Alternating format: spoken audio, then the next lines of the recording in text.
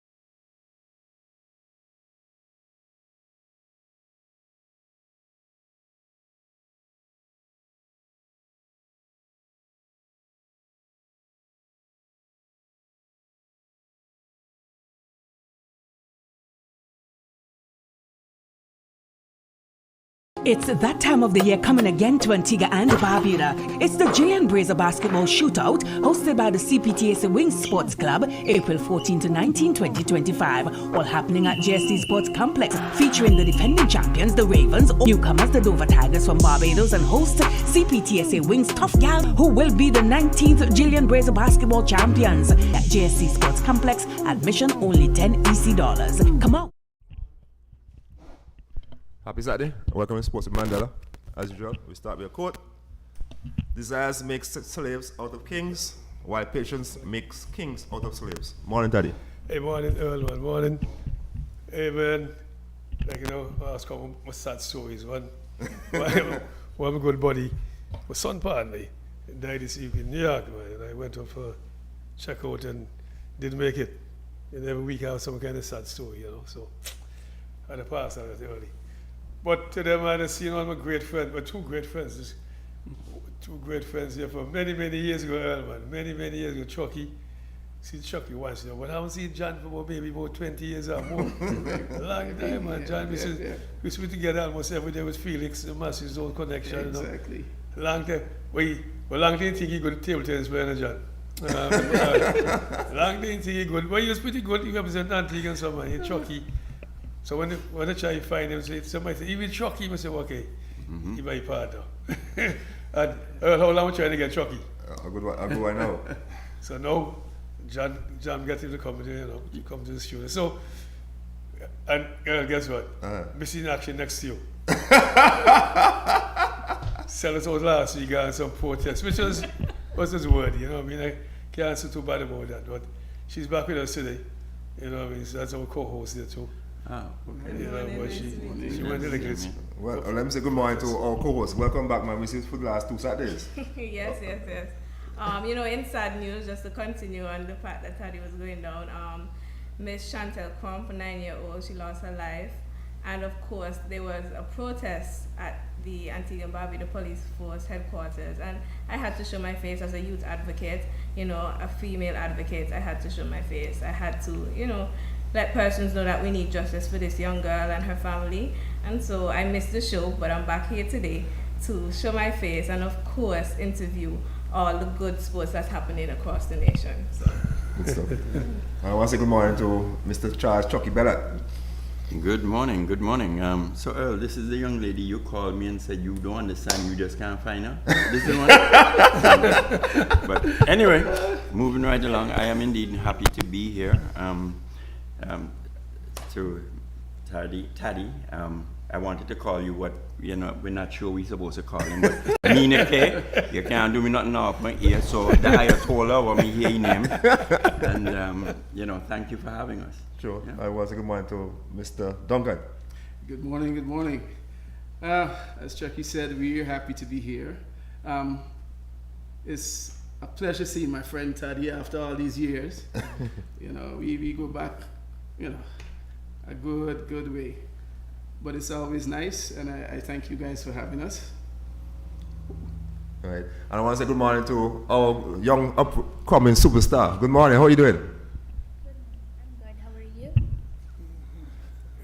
I want to give us a volume. Can I hear you here? I'm good. How are you? I'm good. It's a pleasure having you. I have been hearing some good things about you. She looks familiar. I think I know you. So just for the audience, can you just share your name with the audience? Everybody watching you.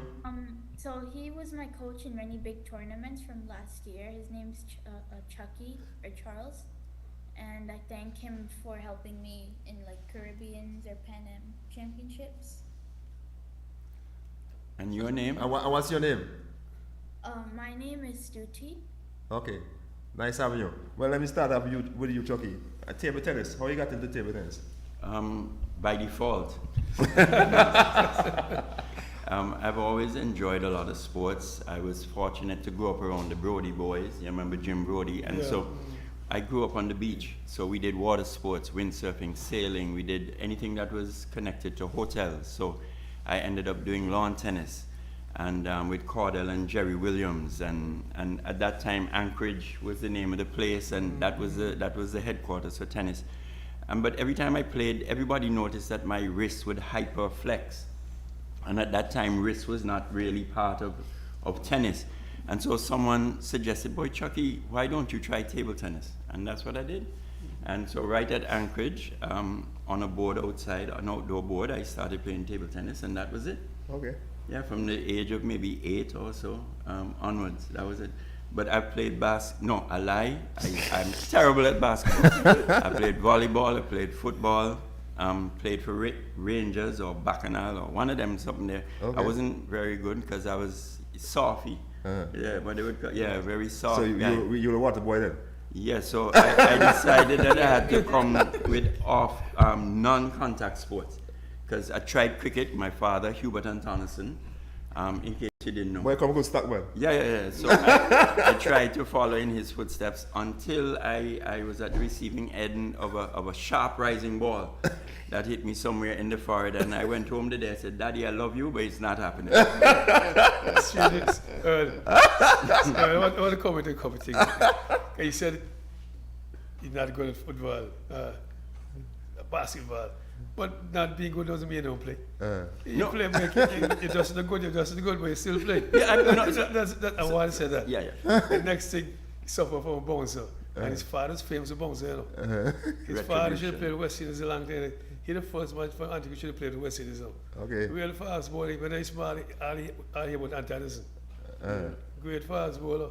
Seriously, tall man, and bowl fast, everybody talk about him. But Chucky, he's just soft, you know what I mean? But I heard him mention the name just now too, the Brody brothers. Ty was our friend. Ty was out of the cricket team. You know, practice, and sometimes Ty comes singles with the team and so.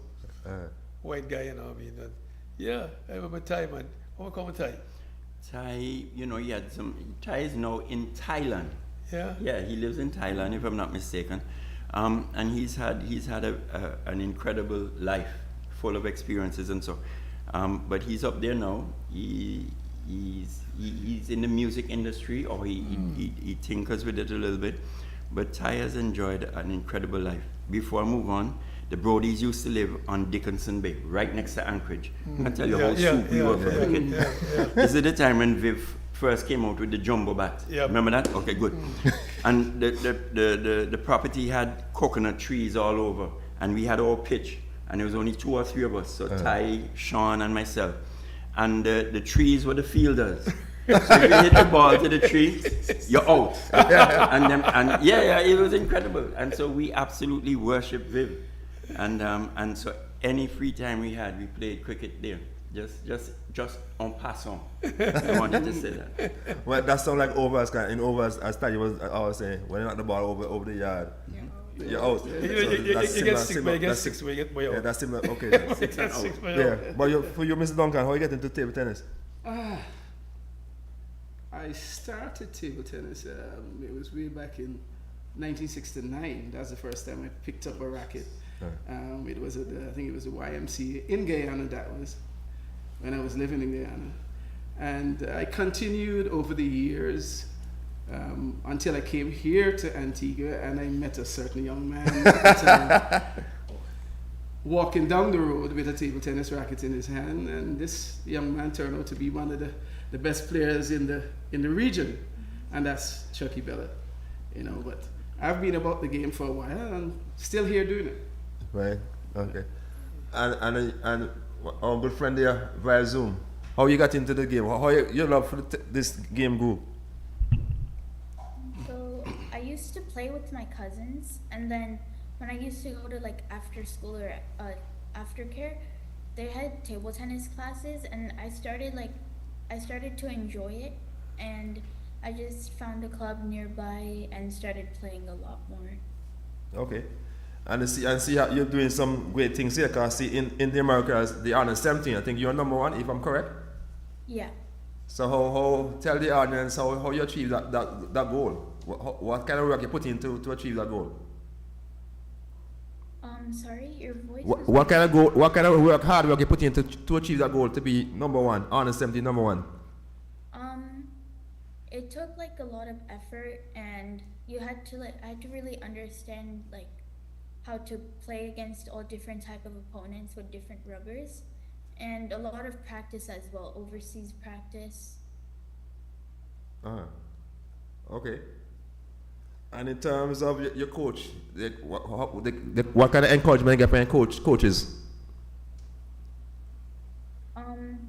So one of my coaches was Chucky, and like all of my coaches, they helped me strategize during the game,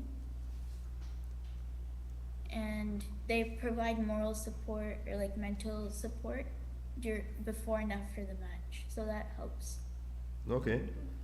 And I see in the 2024, just last year actually, I saw you were undefeated. You didn't lose a single game. Yeah. That's quite an achievement. Thank you. So how mentally and stuff, how do you prepare that? Is the will that you have in you that you don't want to lose? What it is? I just think like other people could be better, so I just have to try my best, and I just go there and play my game. So let me ask a question.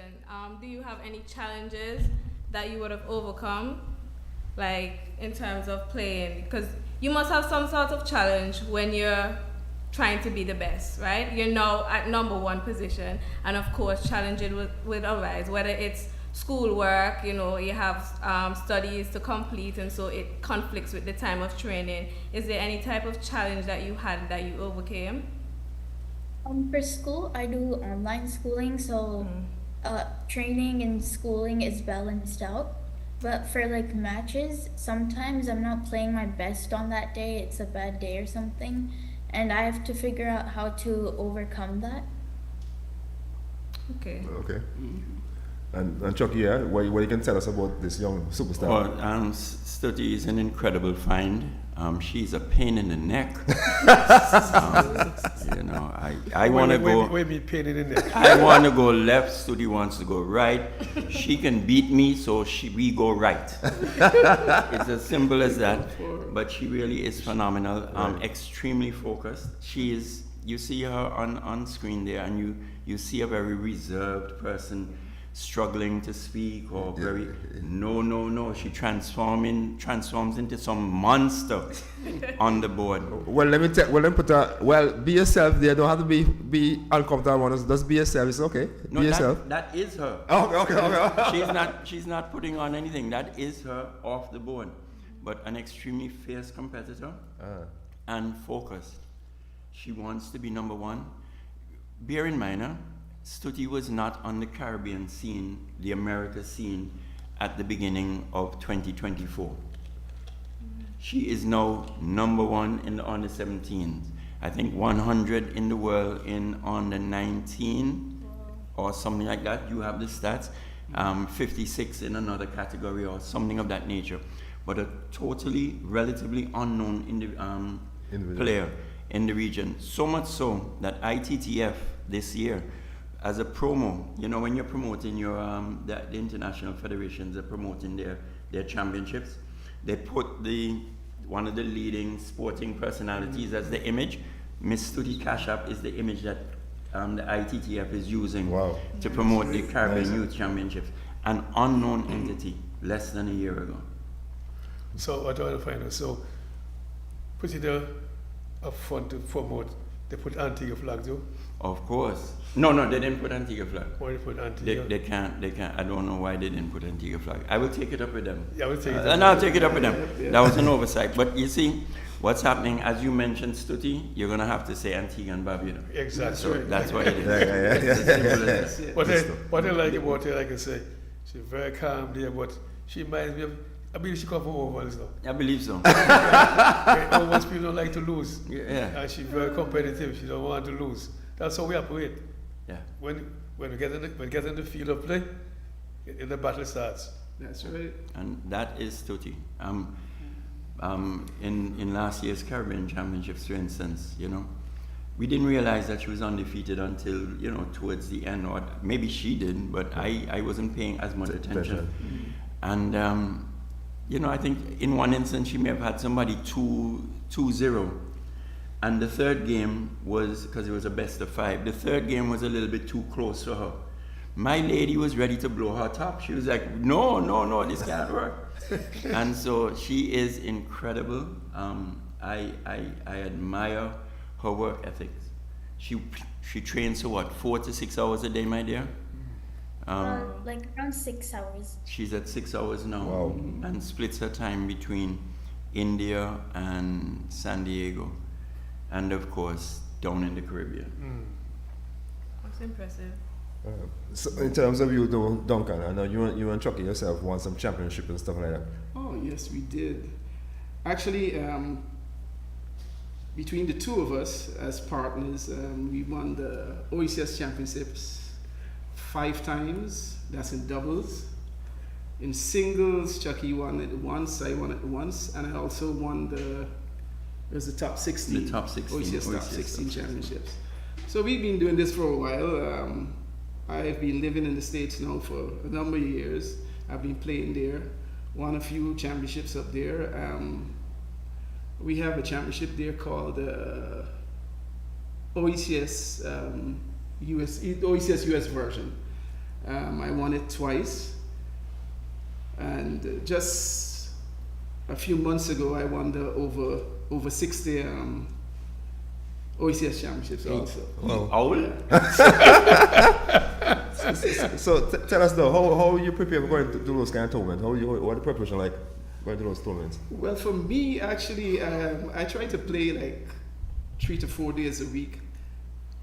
I can't do as much as I used to, so I'll do a little bit tweaking and twisting here and there so as to keep myself in shape, play a different way so that I don't have to run from here to there.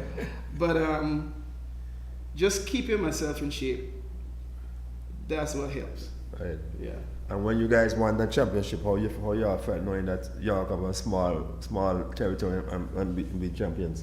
It was a great feeling. The thing that let us down a little bit is that when we came back, it was like hardly noticed, and over the years, I always thought about that. And I said, we need to push our sportsmen and women, every time they win a championship, even if they don't win, but once they're practicing and doing what they're supposed to do, give them what's due to them. And I'm happy you said that because next to me, I have ear to the throat, so she'll do something. She close to the Minister of Sports, so I just learned that today. So I'll make sure I write down a list of things that I would like to see happening. Good stuff. Yeah. Chucky, that's like a non-entity. A waste of time. The minister's a waste of time. I you know what? I'm just gonna we don't have the Fifth Amendment, right? I just please silence. But let me ask you the same question though. So Sushi, in terms of you and the treatment so far and stuff, how do you feel about it so far? Like with Antigua or? On the circuit, how you feel about your achievement thus far on the circuit? So I feel pretty good, and I feel like I can do a lot more when I go to Caribbeans this year since I'm under 19. And from last year, I started going to more like WTTs and ITTF tournaments. And also this year, I recently played in Doha and Tunis. And it's a little bit hard in the Asia region. I also went to Europe, and I feel pretty good about my playing style. And in terms in Doha and Europe, I'm sure you were exposed to different styles, as you said, and stuff like that. So you learned a lot. So there's many different types of rubbers, and I have to play against like people with short pips, long pips, and people who are choppers. But when I was in India, I trained against many of those kind of people, and I feel confident playing against them now. Good stuff. I like that. So yeah, what it is, the technology has evolved, and the equipment helps players. So persons who plateau, who reach a certain level and they figure they can't go anymore, they will switch to what is called a pip, which is the rubber is either inverted, a table tennis rubber has a smooth side and a side that has pimples. Right. And when you plateau, when you think you can't go anymore, especially the females, they tend to use a pip rubber, so that when the ball hits it, it's not a smooth surface. So they're not sure how the ball coming back, let alone you not sure how the ball coming back. And technology has advanced in a way that those rubbers really give a lot of trouble. In the Caribbean, a lot of the players, the South American, Central American girls, they've switched to that. And if you're not used to it, it's a problem. But if, as you know, we strategize and Stuti went to India to learn specifically how to play that, if you meet a player who can play against the pips, you are out of options. And that's the bad part about it. And so we're hoping that all the preparation will pay off this year. Bear in mind, Stuti is still 15 years old. Right. Yeah. So she's now playing up against the 19-year-old or the under 19. And in the Caribbean region in particular, your under 19s also usually have spots on the senior national team. So don't be fooled by the age classification. I want to find something. I heard you said earlier, this new technology, when the ball hits the racket, it'll show you direction the ball goes. So how do you adjust it? But that was an exaggeration. They have an idea. So there's one particular rubber. Let me give you an example. So there's something called a long pip. So the pimples are long, like I don't know, long fingers relatively, right? So if I did what was normally a chop or backspin shot, and you're looking at me and you see that I've done a chop, you're thinking, boy, I have backspin coming to me. No, what happens is the rubbers go under the ball because they're so long, and then they flick back up and change that into a top spin. Okay. So you as the opponent, you saw somebody impart backspin, but by the time the ball gets to you're playing, and all of a sudden it's a top spin ball. You touch the ball, it goes up in the air. Or they play a top spin, and in your mind, your condition, that's a top spin shot. I need to prepare. It really comes to you as backspin. And so it plays with you a lot, honestly. It sounds that way. So you were saying something, John, about that too? No, I was saying, like, as Jackie's explaining, how the ball comes, maybe top spin or whatever. But I don't like playing against them. I don't like playing against them. It wobbles. The ball does all sort of different things, you know. So you got to be really prepared and understand how to play by that ball. But why don't you do that way? To make it more competitive or what? Why? Usually as players get older or they reach a certain level, older first of all, when you can't move around and stuff, around John's age, you normally switch to pimples. They normally do, because they want to level the playing field. I'll tell you about John, why he hasn't changed the pimples at all. But anyway, and of course, some playing styles just lend themselves better to that. Right. Not everybody is aggressive on both arms, a two-sided attack. Some people feel very comfortable playing on a forehand attack, but they're a little bit timid on the backhand. So instead of being at a disadvantage, they use the rubber to know, okay, you're coming to my weak side, but when you come to my weak side, you're going to get something unpredictable. So you now have to decide between unpredictability or face the wrath of my strong side. And so that really is it. Okay. So you want to find out something, Chucky.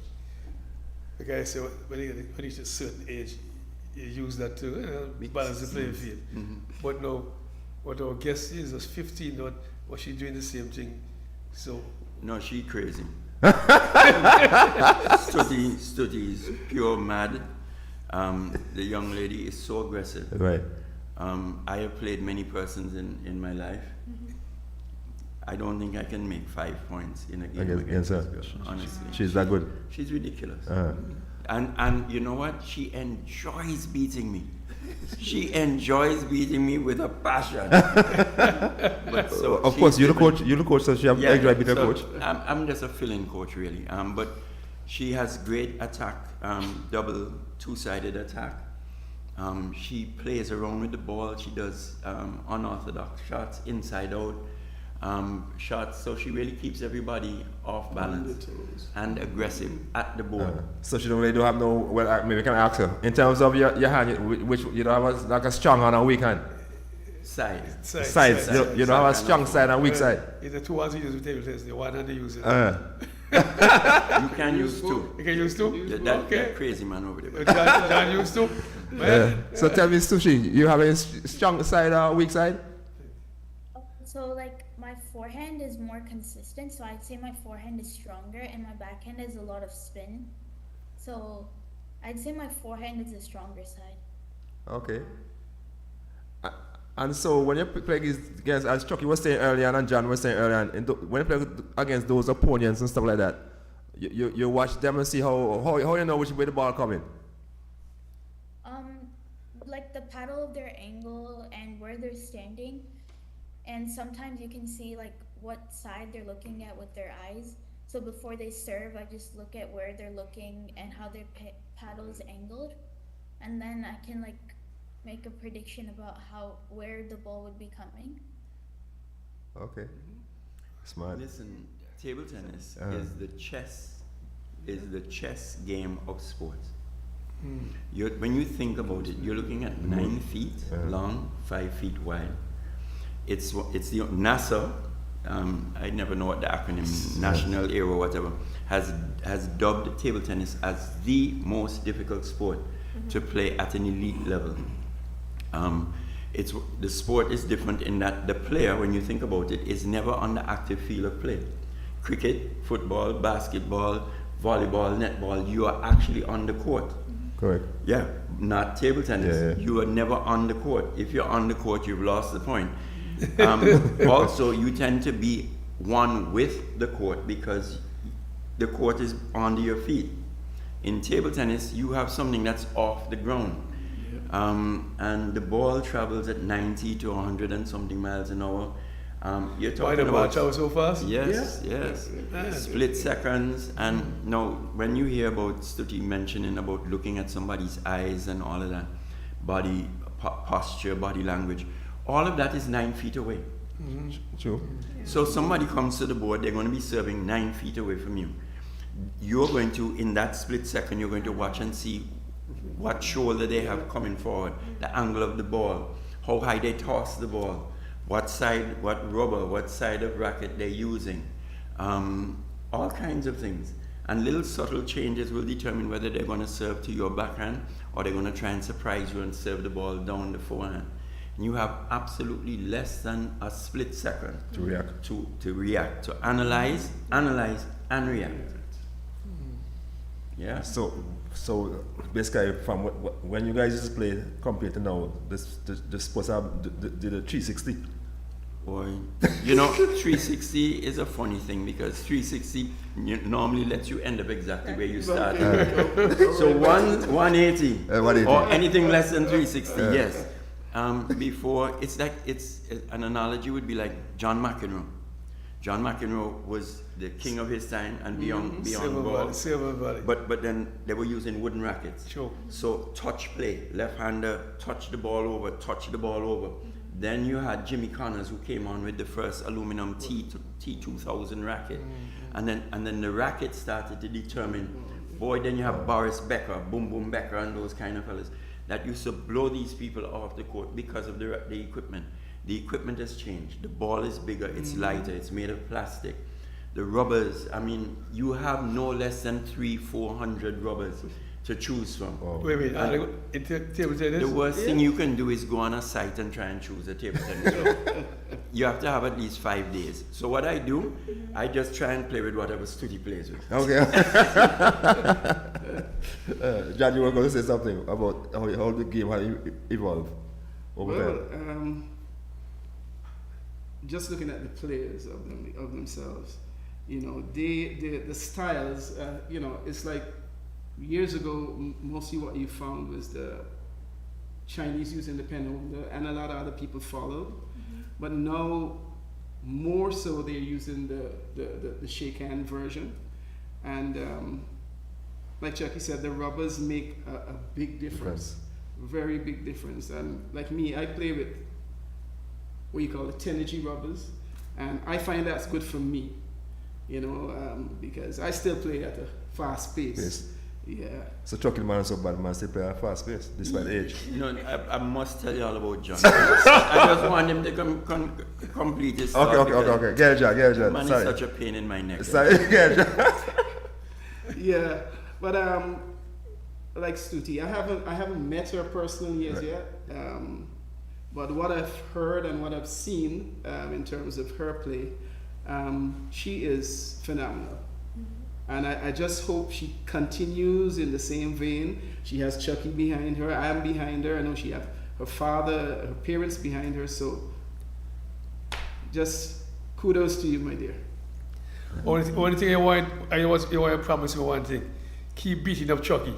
No, Just yeah, keep no, beating no, him up. no. He used to beat me long time ago No. and laugh me off the court. Listen, So you get revenge. It's You get revenge. psychology. You get revenge. I wanted to feel good about herself. I say give a chance to beat you. I am going to crush Stuti the next time I see her.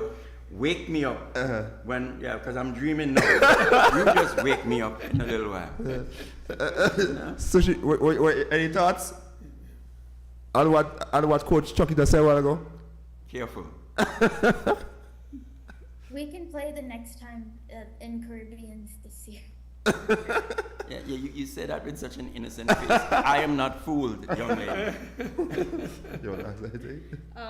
Yes, one thing I wanted to know, like, how do you mentally prepare for a game? Because you have to analyze the player once it's time for game, right? So going into the game mode, like, how do you mentally prepare yourself for all of that? Before the match, I try to not think a lot, because when I start thinking too much, I think ahead, and that doesn't really help me. Like, I think about the result when I think too much, so I try not to think a lot about the match. Okay. I like that. Remember that we had a young footballer a couple of weeks ago, the guy Goodwin, I think he was 15 years old, and he said the same thing too. He don't care who's on, he don't overthink the game. He don't care who's playing, Messi, whoever. He just go in there play thing. And just by that thinking alone, I told him you're gonna go reach far. Yeah, because you can beat yourself. Yeah, and she said it there again too. You can beat yourself. That's real excellent. So, Yeah. But in terms of Tennessee, that table Tennessee and Antigua, how that program have been going? it's been going good. It's really a lot of work. John left. I have some lapses in my memory, so I don't know. John left. No, first of all, John was a pain in the neck.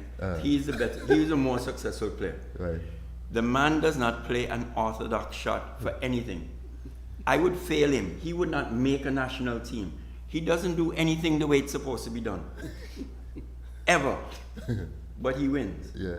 And so John's strength is that it takes you a tournament to work out his style. But by then, he has won the tournament. Okay, just want to ask John, when I finish, ask John, what's his style of playing now? No, so his style is anything that is other than being normal. Okay. So John will pretend that he's going to catch the ball, and then he passes you at 100 miles an hour. And so it's only gotten worse as his mobility has reduced. He's more cunning. He's everything. He's a pain in the neck, but that's good. He's a good doubles partner, and I hate him on the board. I don't know about him. He probably didn't hate me, but I hated him. I still hate him, but we work good together. But locally now, I walked away from the game. John left. We had a change in administration. I don't know. I can't remember. But I came back in 2010. But because the ITTF, the International Federation, asked us to re-energize the sport locally, and so I was parachuted back into table tennis. But by then the sport had died a death because of lack of success. Attrition, what do you call that? Death by attrition, no succession planning. And the legacy players are not there. So the challenge we have is, before, we used to be able to go away, we'd go away, we thought we were playing really good, then we went to St. Lucia, we saw some styles that we didn't normally see. First of all, John had more exposure than I did, than the rest of us. So we went to St. Lucia, we saw a style that we liked and said, whoa, we're gonna copy that. Or we went to Jamaica and we saw styles, whoa, we didn't have a coach, never had a coach, but we just copied, we mimicked and came back. So I decided that I was going to be whoever player A was. And even without review videos and stuff like we have now, just from remembering how they looked and how they played in Jamaica over the space of 3 days, came back and changed my style to suit. What has happened now, though, is with the reduced use of imagination among youngsters, it's harder for them to visualize. So you, like your games, your computer games, your phone, your digital games, you don't have to imagine Star Wars. The effects create Star Wars for you on your phone. So you don't have to create. In our days or younger days, you would pick up a piece of cardboard and you would imagine that Viv was over there and you were flying in a plane, and youngsters don't have that much, so as much now, because they don't have to use it. So having a player try to learn how to play, even with YouTube and everything else, they have great difficulty in making the connection. And so what we need in Antigua is more players on the ground who can play. And so that has been the challenge. But we're trying to expose them. It's going good. We have not gotten much support in terms of being in the school system. I just want to ask if you're going to the school system. Budgetary. I met with the minister. He at the point, he did say, well, yes, he wants to try and get table tennis in, get a coordinator, get 7 trained coaches, for each district and so on and so forth. But it hasn't come through yet. And hold on. How long ago is that? Me and Daryl, goodish. that was the question. The question, how long ago? So here's, I can't recall. It's been a while. And so what happens now is that we launched Next Gen Ping Pong. Okay. Which basically we've placed boards on our own at 8 schools.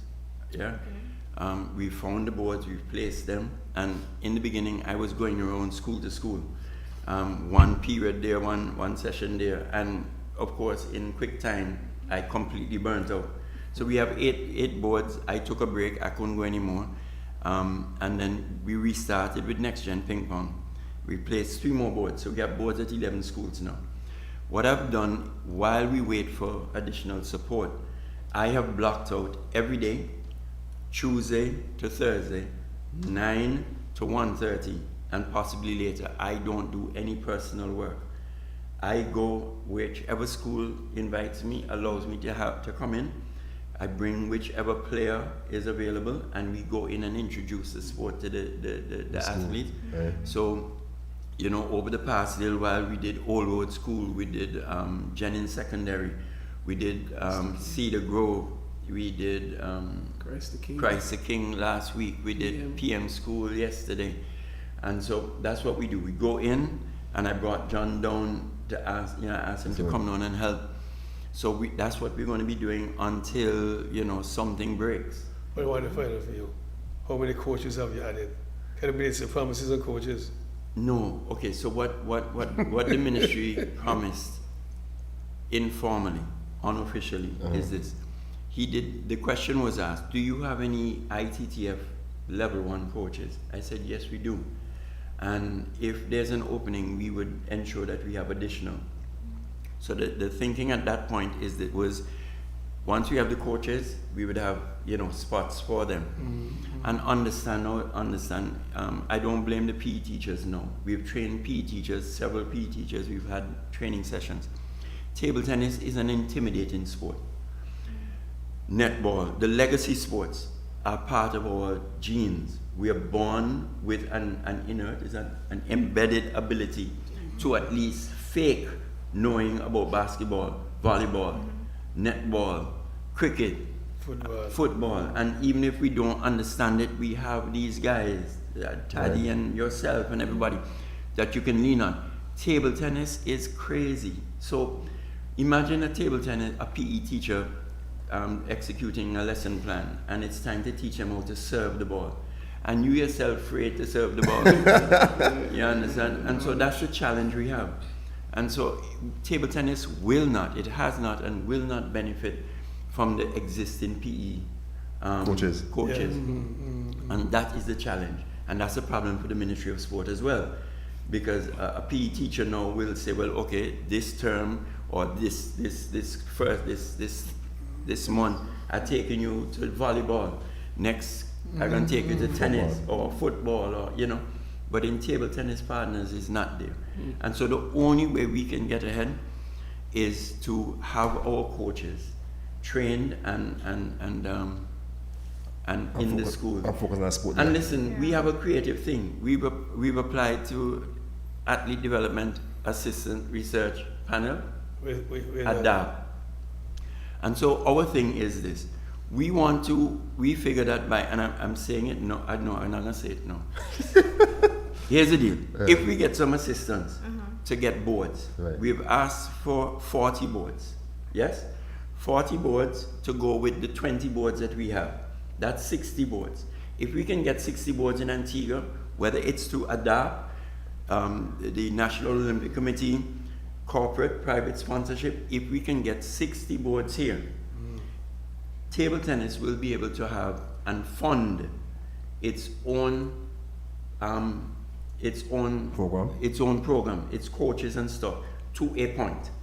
So we could make sure that we could give a stipend to 4 or so coaches that would travel throughout the island. You do one school today, you do another school tomorrow, but give them a decent enough stipend that we can have that going.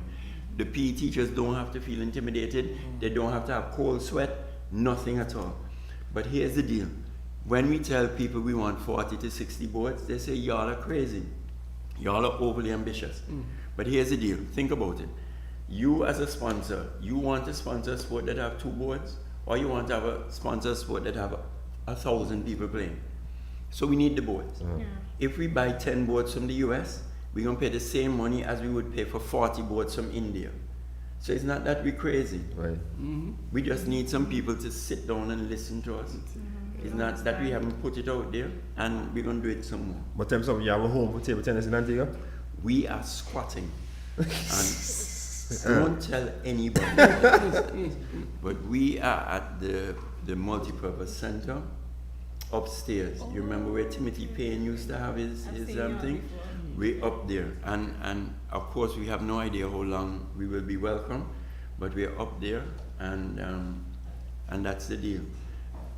But tell me something, in terms of the interest, when you're done in training, a lot of people come train and stuff like that? So here's the deal. We started Next Gen Ping Pong recently.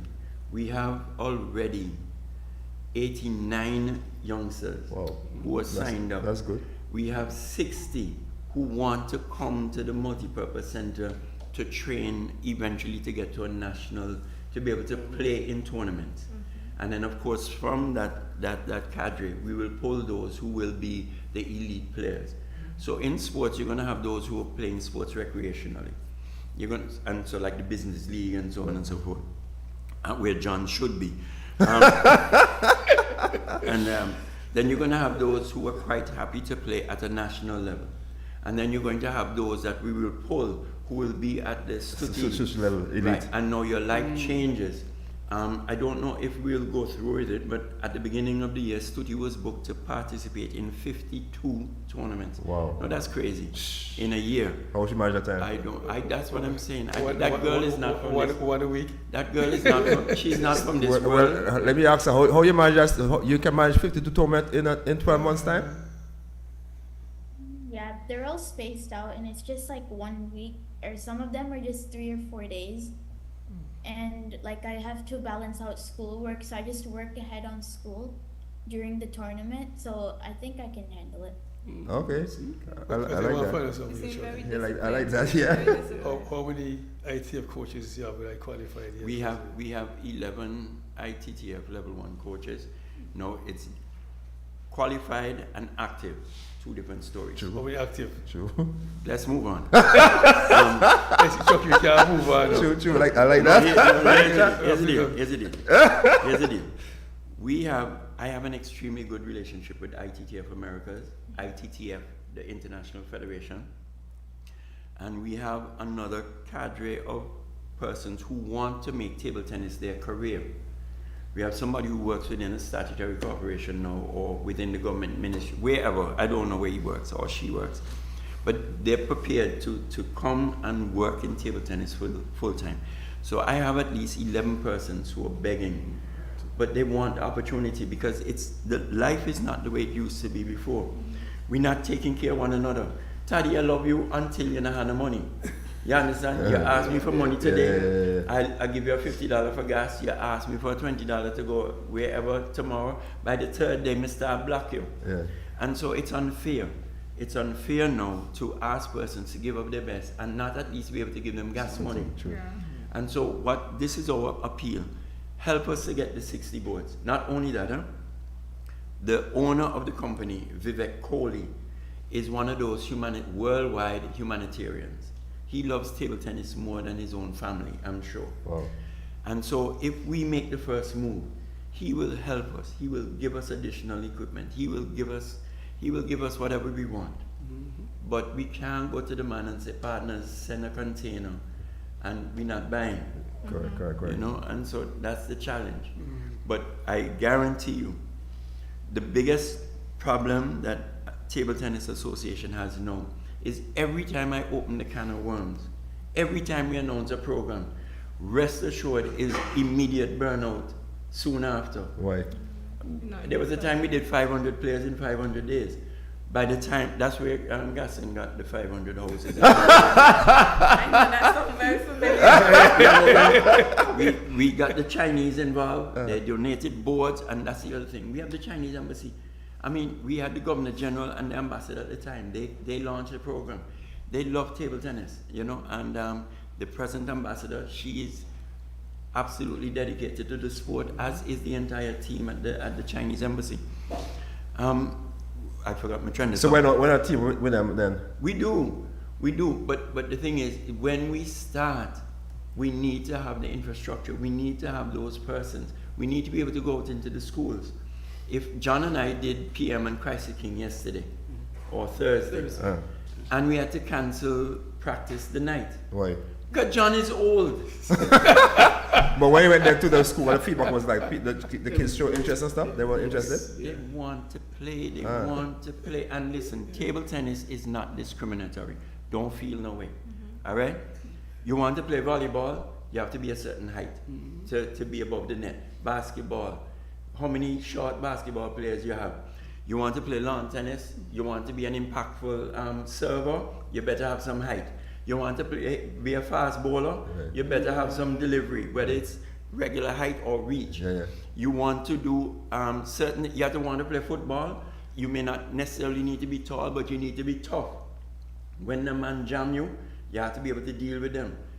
Table tennis, my youngest student is 4 years old. She beat the living daylights out of me. Wow. My oldest is Hold on. I'm going to show you all the video on this. 4 years old. Hold on. All up in Baggy post. Yeah, baggy post. I want to find something. Why this having said that, right? I'm traumatized. Why keep this same partner, John? John fitted in you. Everybody beat you out. No, John, 2 years old, 3 or 4 years old. John is a pain in the neck. Oldest student is just over 90 years old. Okay. The last time he was here and we had a session, he played for 2.5, 3 hours. Wow. Table tennis. And you play for 15 minutes. Yeah, you know me. Sport for all, for life. And you're not warming benches. You're not going to be, there's a national player. There's a player now in volleyball. And I'm going to say if it's he or she. But they have trained, and I think they've attended 3 years of tournaments. Never play one game. Why is that so? Let's move on.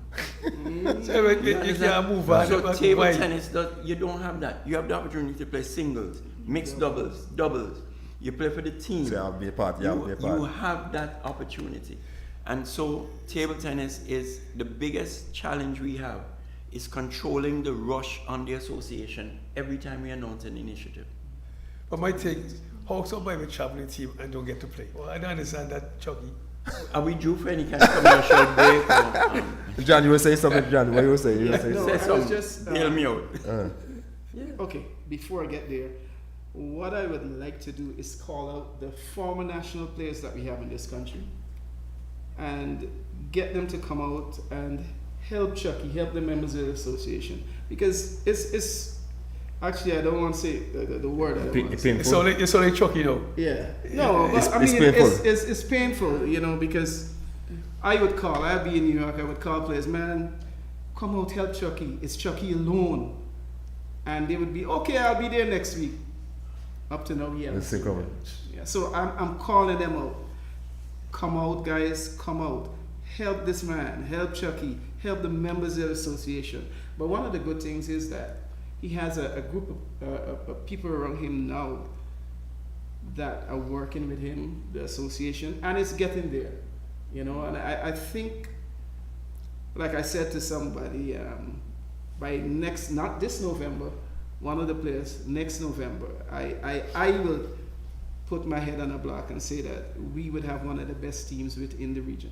Okay. All right. Sounds good. The other thing, I think Chucky probably might expound more on this, is I think we having a tournament coming up. Yeah, Yeah. so we have a tournament coming up on April 12th. So what we're doing is we want to ensure, first we're going to the Caribbean Championships in April. So we have a three-member team. Stuti is the only female, and that's another problem. Oh, yeah. Stuti, this talented young lady, she can't take part in team events. Wow. And so She can't take part. Team no, event? there's no, Kind of we have on no other females. girls. Yeah. Oh. We have no other girls, Yeah. and so we really need more persons to come out and But, join. but the let team. me ask you something though now. When next time she's doing it back in Antigua? She's due in April if we can get her in, and if not in June. We're So gonna do a school tour. Oh, I was just about to, that's what I was Yeah, going to yeah. ask her. Why not use her? Because she Yeah. have been doing well. Yeah. To go to the schools and Yeah. let them know. Walk with a few clips of a game so they can see action and stuff. No, So they can buy into it. She will be here. She'll Okay. be here. She'll Well, be, that's what's she'll be gonna- yeah. contributing a lot to that. Okay. So and again at a disadvantage. So team events are usually first in a championship. So those who play teams, they get to play 10, 15 games.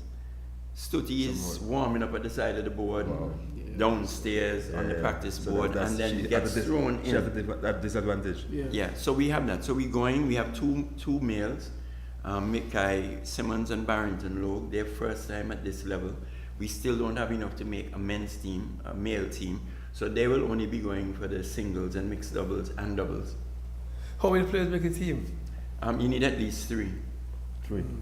Last year we sent 5 to China, 4 or 5 to China. 2 have dropped out. You know who's a natural player that I just want the Cricket Association to slip and give that man a bad deal. Me no really care. Tanez. Me no even know his last name. Tanez. Tennis Francis. Me want cricket mess up and do the Well, boys. he's very good at cricket. He's doing well. Yes, but me want to do something and mess up. They were Jennings and so. The Yeah. man is a natural table tennis player. One of the most natural, But best I guess he was when you compare the two in terms of cricket and tennis. opportunities. Opportunities. More. No. I encourage him. Opportunities more Yeah, the opportunities in tennis? In cricket. In cricket. Tennis is coming around. Uh-huh. Tennis has a model now where you have the ITTF, which is the normal governing thing, and you have World Table Tennis, which is the money side of stuff. So you have prize money, 60,000 US, 1.5 million, this and that, and so they're basically mirroring tennis. But you know, baby steps. So as we get the viewership bear in mind, table tennis was the most popular, most widely viewed sport at the last Olympics, I think. Okay. It's a given. You have the Chinese, I never watched got it. the Olympics. And India. And so India love cricket, and then second might be tennis. Is that correct? No. Stuti? That's Chicago. Feel lucky. Field hockey. After cricket, Sushi, what's the next big sport in India? Stuti doesn't know anything about India. But I think it's table tennis. I'm not sure. Table tennis. Yeah. Okay. but I want to find out something for you. I hear mention China just now. What was in China? You have an exchange program with China. Exchange program with China. So for the past 2 years, we've sent players up.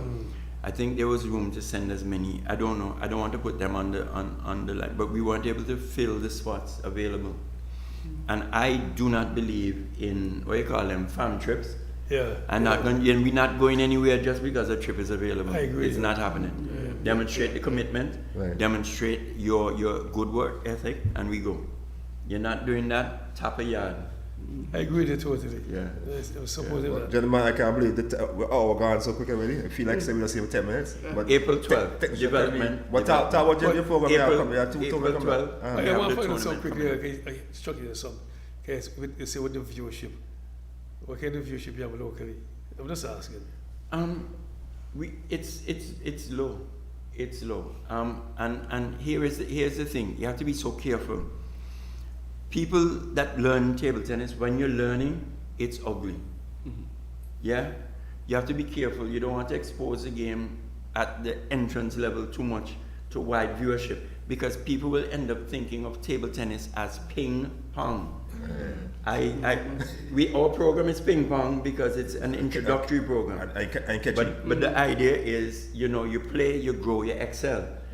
As you get better, it becomes table tennis, a highly scientific thing. We want to reserve the exposure for as we get a little bit better, because if not, sponsors and stuff say, what kind of joke game is this? And as I said, you have so many different planes of motion in table tennis. Your feet have to be going right while your torso has to be rotating left, and your shoulder has to be going up or down, or like John, we throw away the template, he do whatever he wanted to do. This man flew over a bar once at police headquarters to return a ball. Wow. That's crazy. Jumped over a counter. And he hit the point back? Against me, and he won the point. Oh, wow. but before we go, last one, because Zaza is saying something here. Zaza Green, this is national goalkeeper, former national goalkeeper Antigua. In terms of communities, because he's saying here, down Grace Farm, at the community knuckle block building, you saw a table tennis court. So in terms of community, everything we're going on to the community and put a table in each, like an Empire Football Club. We definitely have. The challenge we don't have enough boards. That's why we're asking for 40. Okay. How do we justify putting it in a community area? There's a double-edged sword. We have more guaranteed youngsters in the school. Oh, right. But the school now depends on the PE teachers and the program.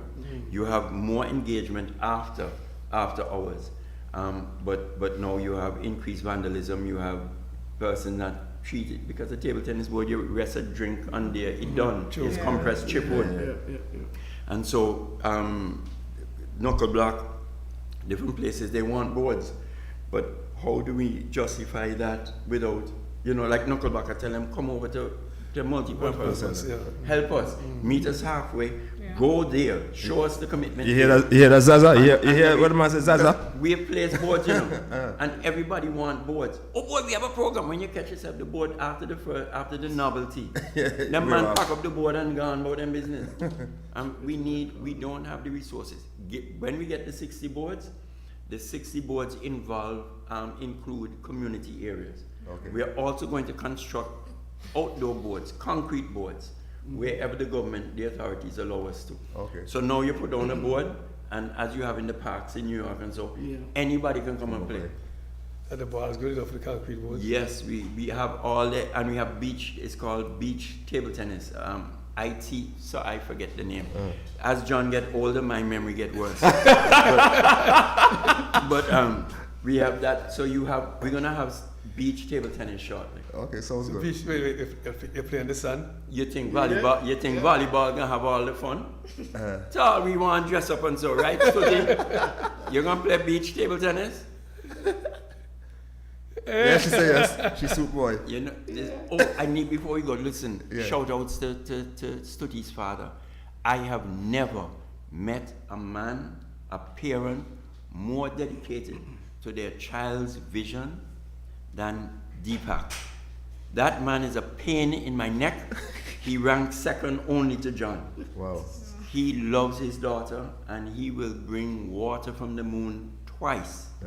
And he has sacrificed so much for Stutty to live the dream that she's living. And I forgot to tell you guys, we had two tennis farmers from Trinidad on our show a couple weeks ago. One is watching now, Sheldon. Morning, Sheldon. Alright. Sheldon. And she's a lawyer now, Belina. Both of them were national tennis players. Sheldon, yes, I know. Yeah, so that's why Shout out. I sent a link to them so they can see. Very good. We talk in their sports, you know. Very good. Yeah. But it's coming along. Table tennis, the movement is great in the Caribbean. Right. We're working hard to get the OECS. We had it not last year, the year before.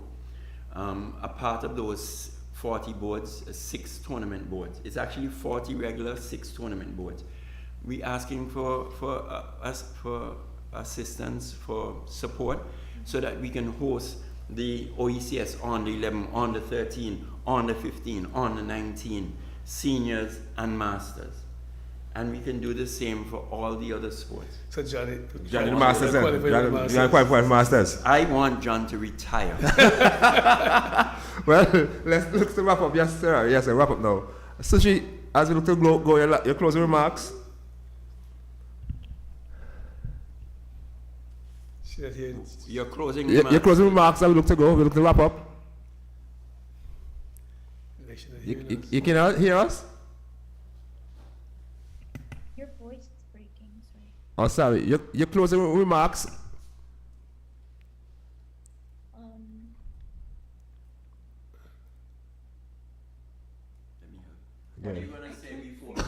What are you going to say before you say goodbye, or as you say goodbye? I know you're not hearing us. Earl speaks a different kind of English. So I would like to thank everyone for helping me, especially Chucky and all my other coaches. And hopefully I'll see Chucky this year at Caribbeans. And thank you for all the support, and it's a pleasure being here. Keep beating him up. Keep beating Chucky. Beat him up bad. And we look forward for more championship from you in the future. Yeah. Well, I'll make John go first. John, your closing remarks. Guys, I would like to thank you for having us here in this program. Stuti, I wish you the best. You know, every day I big you up. Every day I big you up. Yeah. Chucky, my buddy, he's doing a phenomenal job, and I know he's going to continue. But again, we need the help. We definitely need the help. Guys, thank you. Chucky. Hey, glad to have been here. Thanks for having us. Stuti, keep doing the good work. We'll see you soon in Barbados. I will wait until you've won the competition to beat you, because I don't want to make you feel bad. You understand? As a coach, I'm here to motivate you. The appeal is out there. We need help. And the reason we want 40 or 46 boards is to fill a container. Because you're going to pay the freight for half a container. Fill the container, bring it. We have 66 schools in Antigua. We have the personnel, we have the drive, we have the dedication, we have the commitment.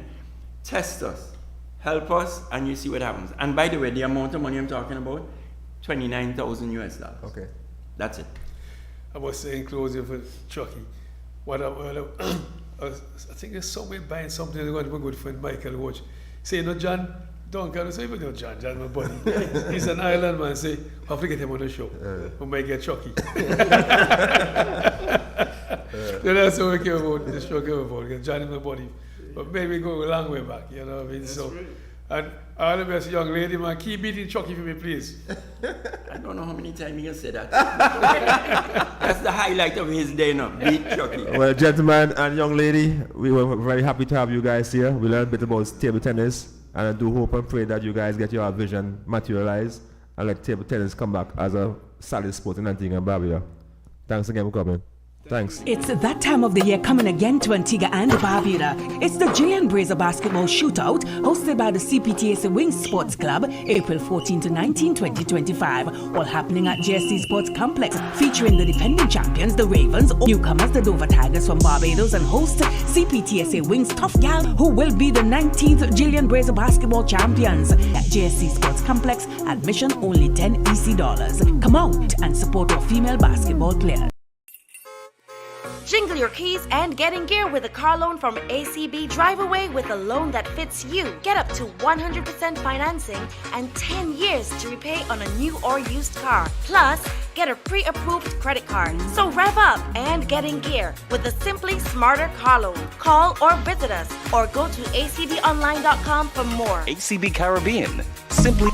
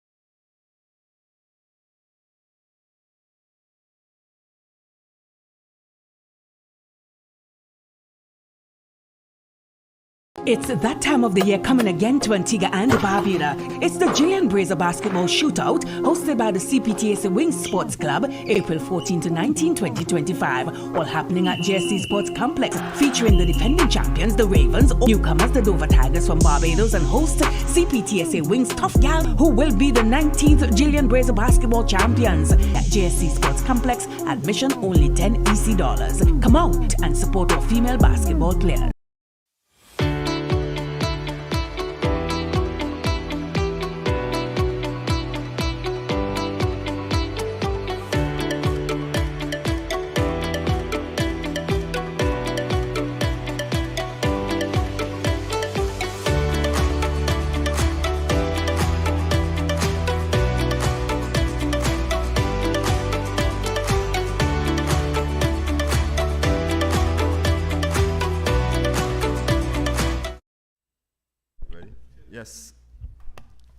Yes, Daddy, was a very interesting session a while ago with a young tennis player along with Chucky and our good friend Duncan. Very nice. Well, yeah, man, I used to play table tennis Chucky at Fire Station and so. So I know Chucky long time, and Chucky's living in Independence Avenue, close to, well, let's where the permanent secretary guy named Pilgrim, close by the Anton used to live. So I know Chucky, see a small boy, man. But John was my buddy.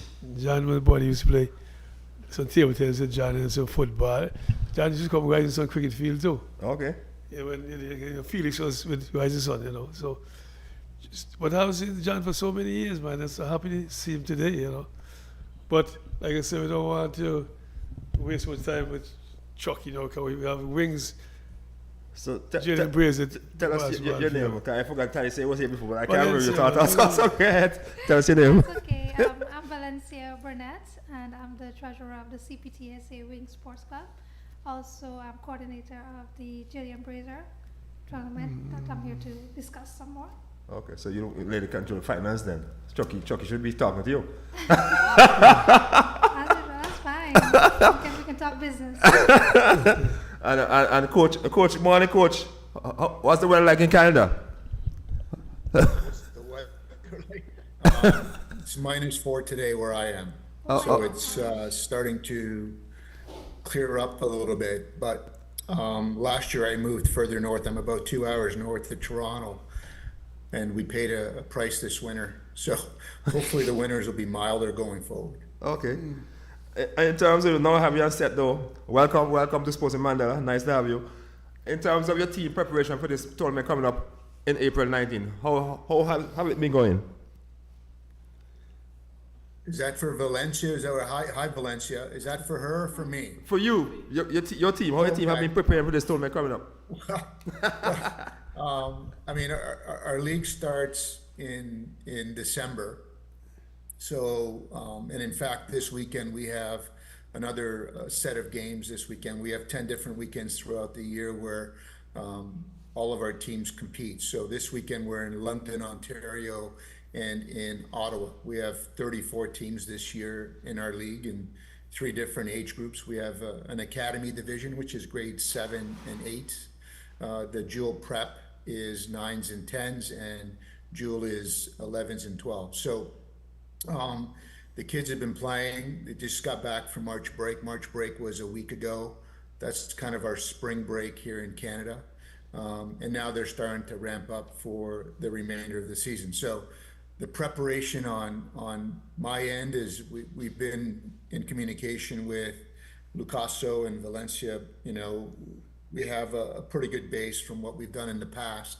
So we have a pretty good idea. We just try to tweak it every year. It just seems, you know, every year there's different types of challenges that we have to sort of navigate. You know, we're back this year with 55 people. We had 65 the last 2 years.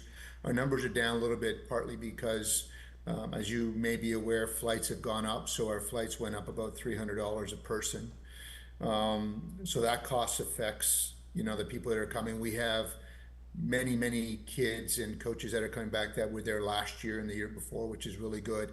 And then we have some new kids and families coming this year. So for me now, you know, we're 3 weeks away. So I'm this weekend I'm working on getting all of our uniforms ready for the tournament. Where we make up event T-shirts that we wear on the flight into Antigua. That way we're identifiable when we arrive, and we can get fast tracked through customs, which is, to me, is always the coolest thing. Is you know, you've got hundreds and hundreds of people waiting to get through, and we just walk by with a smile on our face. So I don't know if I don't know if these people are happy with us, but that's kind of a cool thing. I mean, we've always been well taken care of, and this is why we look forward to going back to Antigua. So I think we probably have an overall stronger group this year. We have 3 teams, and I think we're going to have, they'll be guard heavy. We don't have as much size, although we have some big kids, but yeah, we're excited. We're looking forward to it. Sound like you're ready to defend your championship with that strong team you bring down. Well, Jen is back. So Jen has coached the Ravens.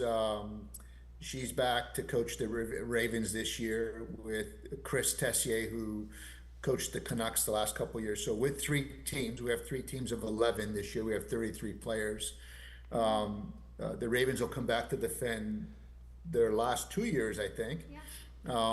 And then we're going to have the Canucks that are coached by Kevin Hemian and Dean Petritis. And then we have the Yellow Jackets that are coached by Rachel, who is better known as Jen's sister, and Daniela Randazzo. So I think we have 3 really balanced groups. That, you know, that we've got experienced kids that have played in the tournament before, that are returning, kids out of London, Ontario, out of Kingston, out of Ottawa. We have kids out of Halton region.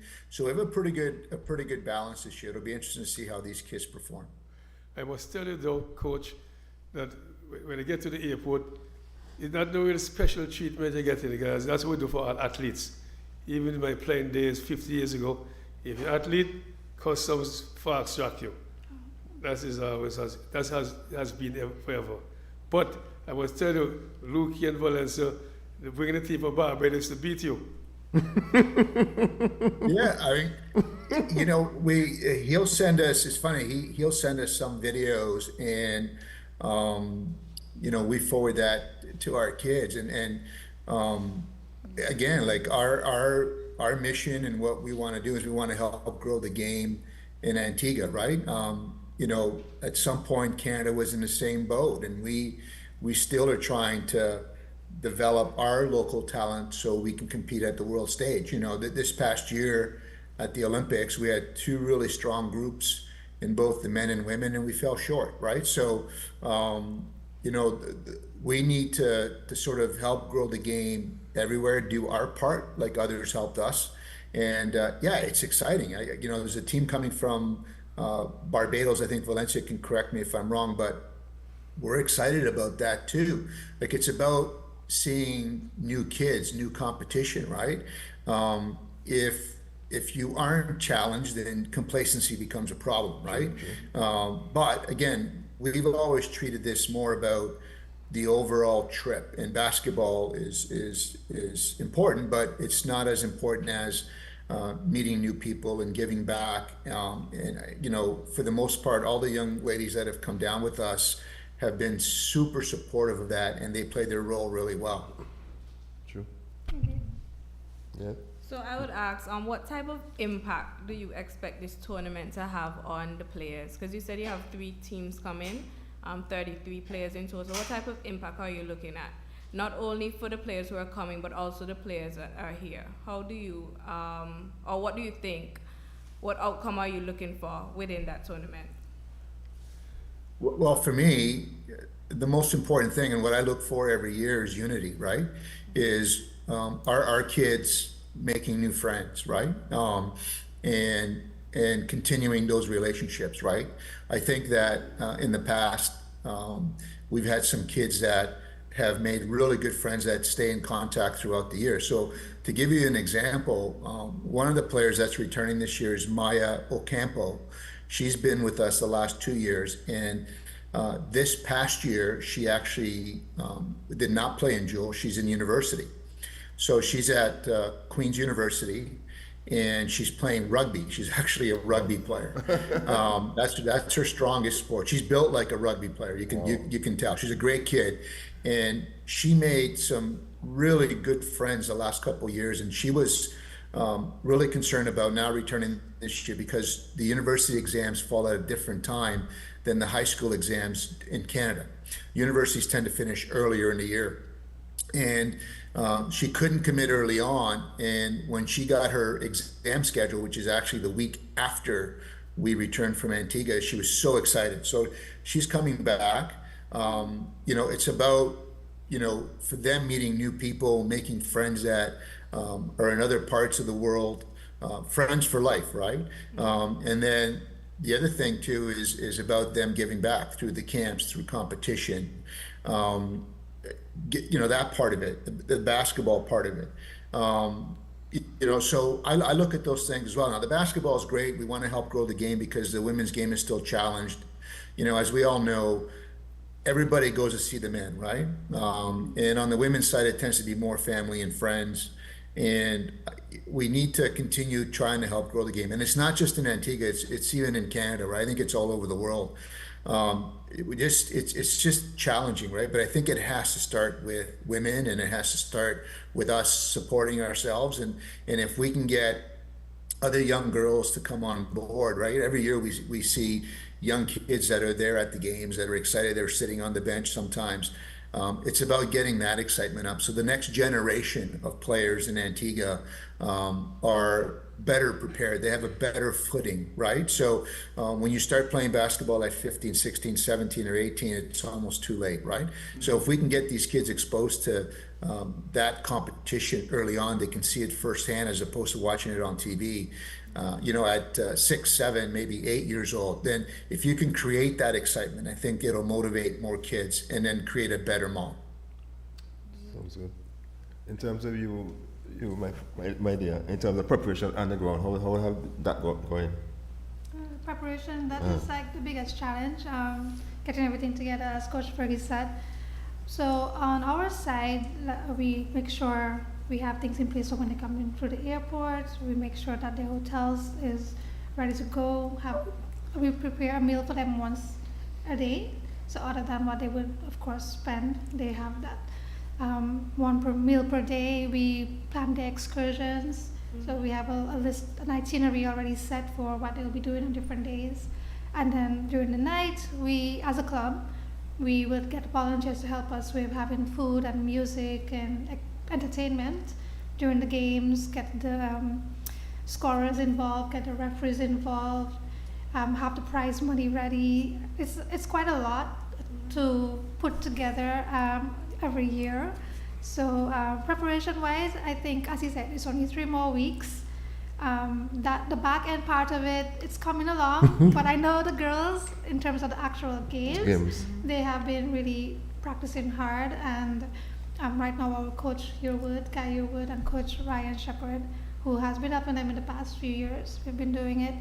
We have like practices 5 times a week, and we still have a challenge with all the players showing up, and that's something the club and the coaches have been trying to put to them, is that look at how well organized Coach Fergie's girls are. They are very disciplined. You don't have to tell them to come to practice. You don't have to tell them to, when they come to the court, to start warming up, or tell them to be serious-minded about it. And I think that's, to me, is one of our challenges here in Antigua. Our girls are just not as disciplined, but I know they're putting forth a good effort, and I expect them to come with that challenge this year. But you just said something a while ago that concerned me in terms of preparation, because if you're not prepared yourself properly, how you go compete against the team from Barbados and Canada and stuff like that. So I hope for the next 3 weeks the girls use the time wisely, come together and gel, and form some synergy so they can really compete against these guys. Exactly. When in terms of the games, or what kind of games we be playing? 6 p.m. nightly. On the Monday, we have a short opening ceremony from like 5:30 to 6, but then we want to start the games on time. Coach Fergie, yes, on time. 6. And then we have 2 games per night. So I think the next game will start like around 7:15, 7:30. Between the 2 games, we have a short entertainment segment, or like sort of like a halftime game. Every night we'll have something different, and then we should finish like around 9:30. So. Okay, and the games be at Clare basketball court? No, you call it Clare basketball court. They call it JSC. Oh, JSC. Sorry. JSC, yes. So that's where we've been playing for the past couple of years, and they've been very gracious. ABBA have been very gracious in allowing us to use the facility for the whole week. Okay. So it's actually going to be from the 14th of April all the way to the 19th of April, from Monday to Saturday. And what I heard Valencia with the Maxers moment a while ago. You know the Maxers is right. No, wait. They're not coming right, And we streamed the game last year. They never wanted to start in time. Well, about to ask that, I was going to ask you too, in terms of Fergie, those guys, because those guys in big countries and stuff had this discipline in terms of practice time. If you say be here at 5 o'clock, they will show up at 5 o'clock. I don't want a team to come, they're ready, done warm up and everything, and have to sit down and wait again for the game to start. That defeats the whole purpose. So I hope and pray this time around you guys really stick to the timing and stuff like that. And the thing is, well, I guess we have to get everybody else in line, make sure the scorers and the referees come on time, make sure the tables and everything is set up on time. Even like the volunteers, I tell them to come an hour before. But I'm in charge directly with the volunteers, so in terms of getting things set up for food and whatever else, they come an hour before. I guess we have to have some agreement with the other officials to make sure they come on time. But yes, we understand the importance of being on time for you guys, as well as the players. And people want to go home at the end of the night. It'll be a fun night, but it's quite tiring. I remember like last year, I literally had to take vacation because it's daytime activities, nighttime activities, get home, do it again the next day, and it takes a lot. It's a lot. Yeah. It's an adrenaline rush for me because I enjoy it, and I see how well it affects our community, our girls. In the last 2 years, we've had at least one girl be seen on that stage and make it further in high school basketball. And like Coach Fergie said, having that relationship, my daughter, she's been playing, and she still have friends that she's made with people she met a year or 2 years ago. So that is very important, and that keeps us going, so forth.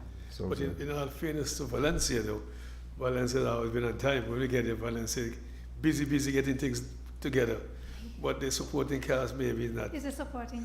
well, we have to hold ourselves and whoever on the committee accountable, because at the end of the day, you want to make sure you do a product.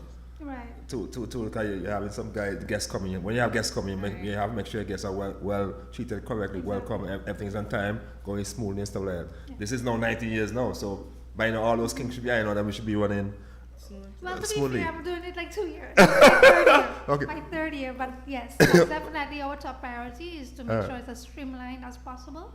That sometimes, like Coach Fergie said, we have to make some tweaks here and there, but hopefully it comes together well. Because sometimes things happen off the court can affect what's happening on the court. Exactly. So that's very important. Yeah. But I want to ask Fergie a question though. In terms of all the years coming to Antigua and stuff, have any synergy worked out that girls from Antigua come up to Canada and play and stuff like that?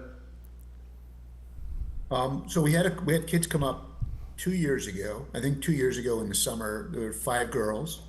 And I think that I recognized on the video, some of those girls are still there with the team.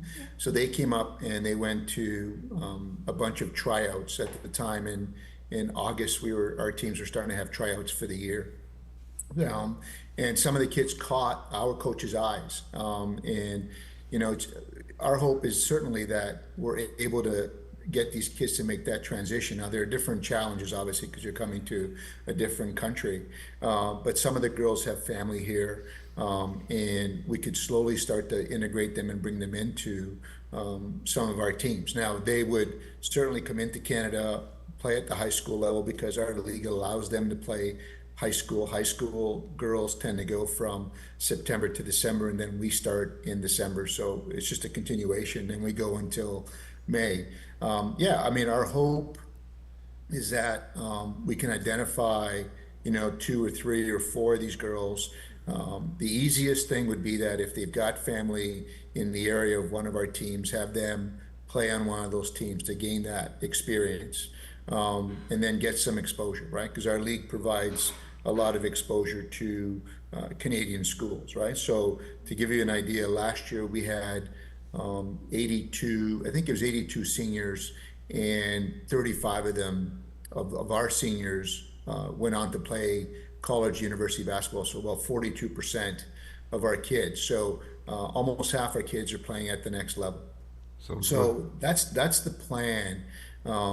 It hasn't been an easy transition because, again, there's different challenges from country to country. But I think we need to have those discussions this year, because there's a couple of girls that are really interested in coming up and do come up every summer. But it's about getting them to come up and stick with one of our teams in one of the high schools here. That's our hope, anyways. Sounds good. In terms of playing on these courts down here, the asphalt courts, how your ladies holding up with their knees and stuff like that? It's different. I make it very clear to everybody that there are no indoor courts. Although JSC is covered, and no wood floors, right? So we tell them to bring some older shoes. It's different. I do remember about 5 or 6 years ago, we had one girl from Windsor that I think she was her background, she was either Scottish or Irish, so pretty fair skinned. And on the first day we were in Antigua, we went on the catamaran, and she just got burned. And that night we had a game, and the poor kid went up for a layup and was nudged and fell on her burn. So we're also trying to sort of monitor the sun, right? Because these kids all want to get as much sun as they can all the time. So, but yeah, we try to prep them, and the good thing is that because we have returning kids, those girls will tell their friends and teammates about the experience, right? And they've also seen videos, so they'll adapt. The kids adapt. They're really good athletes. A lot of them are smart athletes, like they have really high basketball IQ, so they just play within themselves. And we mix them, right? So we have, maybe a jewel kid that's in grade 12 who's 17 years old playing with, we have some academy kids this year. So I think we have a couple of grade 8s. And it's about mentoring those grade 8s and sort of bringing them along, because the grade 8s are the next generation, right? True. I must say something to you, coach, because I'm very happy that you bringing your people here, your players here to help us out, because we have done that for you too, I'm sure we have a guy by the name of Shai Gilgis Alexander. Yeah, he's Antiguan, so we just loan him to you so you can develop your sport up there. Yeah, it's funny you mentioned that. I recently learned that he had a child with a young lady named Haley Summers, because he's from Hamilton, right? He lived in Hamilton. And Haley Summers played in Jewel 3 years. And to give you guys some more fun facts, at the Olympics this past year on the Canadian national team on the women's side, 6 of those women, half the team played in Jewel. Wow. We have 4 former players, former Jewel players that are playing in the WNBA. So Bridget Carlton played for, I think, Minnesota. She just lost in the finals of the WNBA championship. So yeah, we've been pretty fortunate to have some kids come through our program. And it's funny how we have a connection to Shea Gilgis-Alexander. Good stuff. Yes. So another question I would like to ask, in all of this exchange, how many individuals so far or girls would have benefited from the program over the years? If you have just an idea in mind of how many? So how many Canadian girls that Yes. have benefited from coming to Antigua? Yes. So this is, I mean, originally I came down with my own team back in 2010. And at the time, I think we brought down 6 or 7 players. We didn't bring a huge roster. But then we started to bring Jewel down in 2017. So this is year 6, right? So some of the kids are returning kids, but we brought some pretty good numbers. So if you do the math, there might be, we have 33 kids this year, 2/3 are returning. There's probably a couple hundred kids, and their families have come down, right? I will tell you this, that those kids and their families will do a great job for the tourism department in Antigua, because for them to come down at 13, 14 or 15 or 16 years old, they're probably going to come down with their families later on in life, right? There could be some of these girls that, when they decide to get married, their honeymoon's in Antigua, right? Maybe when they have a family, they come down with their family to Antigua because they know the island, right? And it's always been positive. I never heard anything negative about the experience. I mean, you always run into some minor hiccups here and there, but we're treated incredibly well. We're so comfortable that when I go down, I don't feel like a tourist, right? The people at Dickinson Bay Cottages, and you got Karima and Krista. You also have Jackie at the villas, and just all the people from Wings, right? From Valencia to Lucaso to all the other people that look after us when we're down there. It's an amazing experience. This is why we look forward to returning every year, right? Now, every year has its own set of challenges, but certainly when all of these other things are in place, there's less items for us to concern ourselves with or have to address before we arrive, right? I have to talk to Lucas, because I believe they're treating you too well, because you're beating us in the company, keep beating us all the time, so we'll give us some bad treatment. I don't know about that. They keep sending us out in the sun all day, right, before every game, right? So our kids and maybe our coaches are having a little bit too much rum as well, right? So I don't know. They're doing everything they can to make it harder on us, right? But it seems to be backfiring. Yes. But in terms of what I like what you just said a while ago, in terms of the experience, which is a nice word. That's why they keep coming back, because the experience is so nice. Yes. So I hope this time around the experience, I hope every year build an experience, make it better and better. Of course. 'Cause as you said, it's so important that a 12-year-old child coming down here and get a good experience. Yeah. When you go back to Canada, he will want to come back and Yeah. come back and come back. So the experience is very important.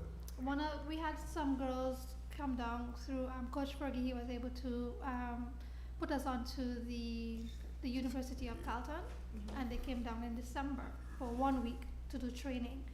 And one of the girls, she was a part of Jewels, and she was like, "Oh, I've been here before, and you should go here, you should go there." Okay. She was like, she was She so was a tour into guide. it. She Yeah, was she was tour- basically a tour tour guide. guide, and she was so excited to be back, and this time, with her university friends. And to be quite honest, it's not a competition for them. I feel like we don't give them the kind of competition They that expect. they can expect. But, so we try to make it more about the fun part of it. We try to tire them out in the sun as much as we can. That's basically you're Doesn't work. trying to tell them out that it doesn't work. Because those girls, they come on hard. I was actually smiling when I heard Coach Fergie said, we don't have the height as we did before. We don't have the big girls as we did before because our team is short. Our team average is 5'6". Okay. My daughter is the tallest one, 5'9". Okay. So, and she's skinny.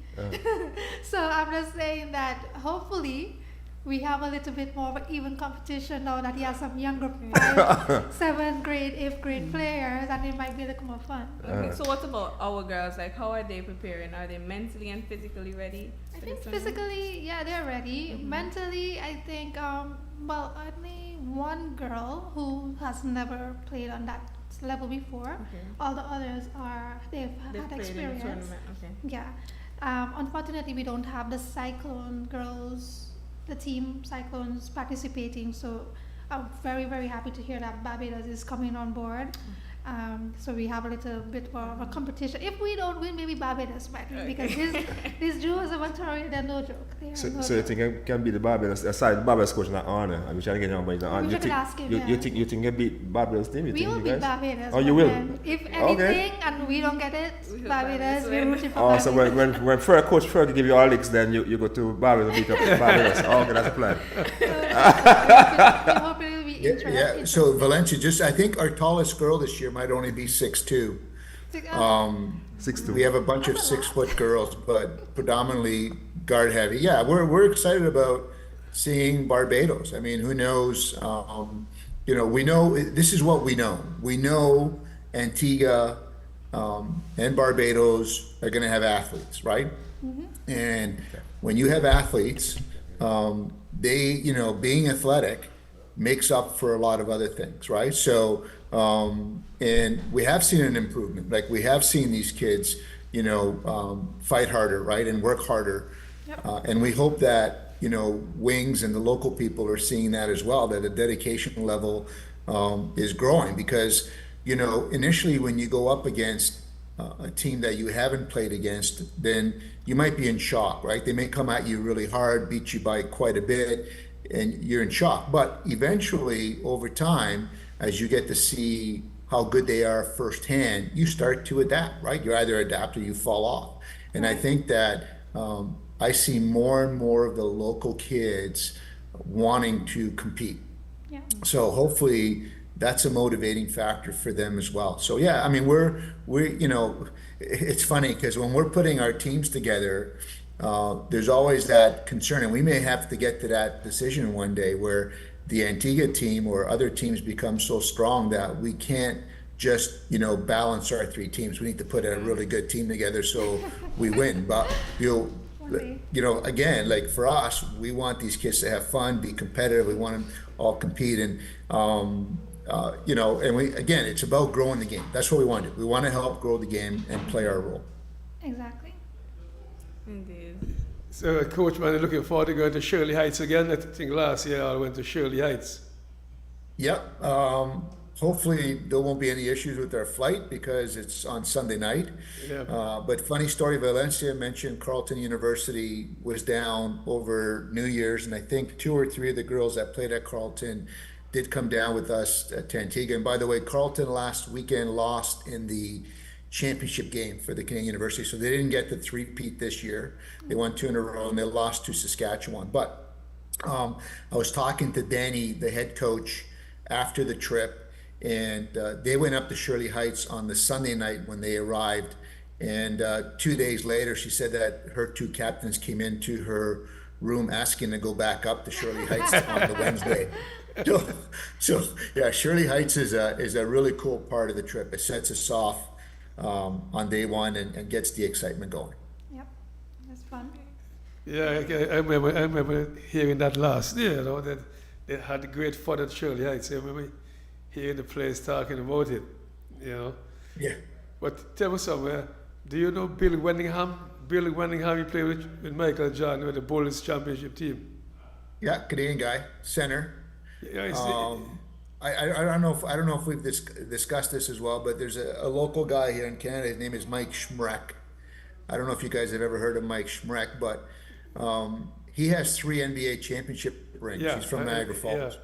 And very few people know about him because he was the backup center to Kareem Abdul-Jabbar on the Lakers, right? So he hardly played, but he's got 3 rings, right? And you have guys like Charles Barkley that have no rings, right? So sometimes it's sort of, you know, where you end up.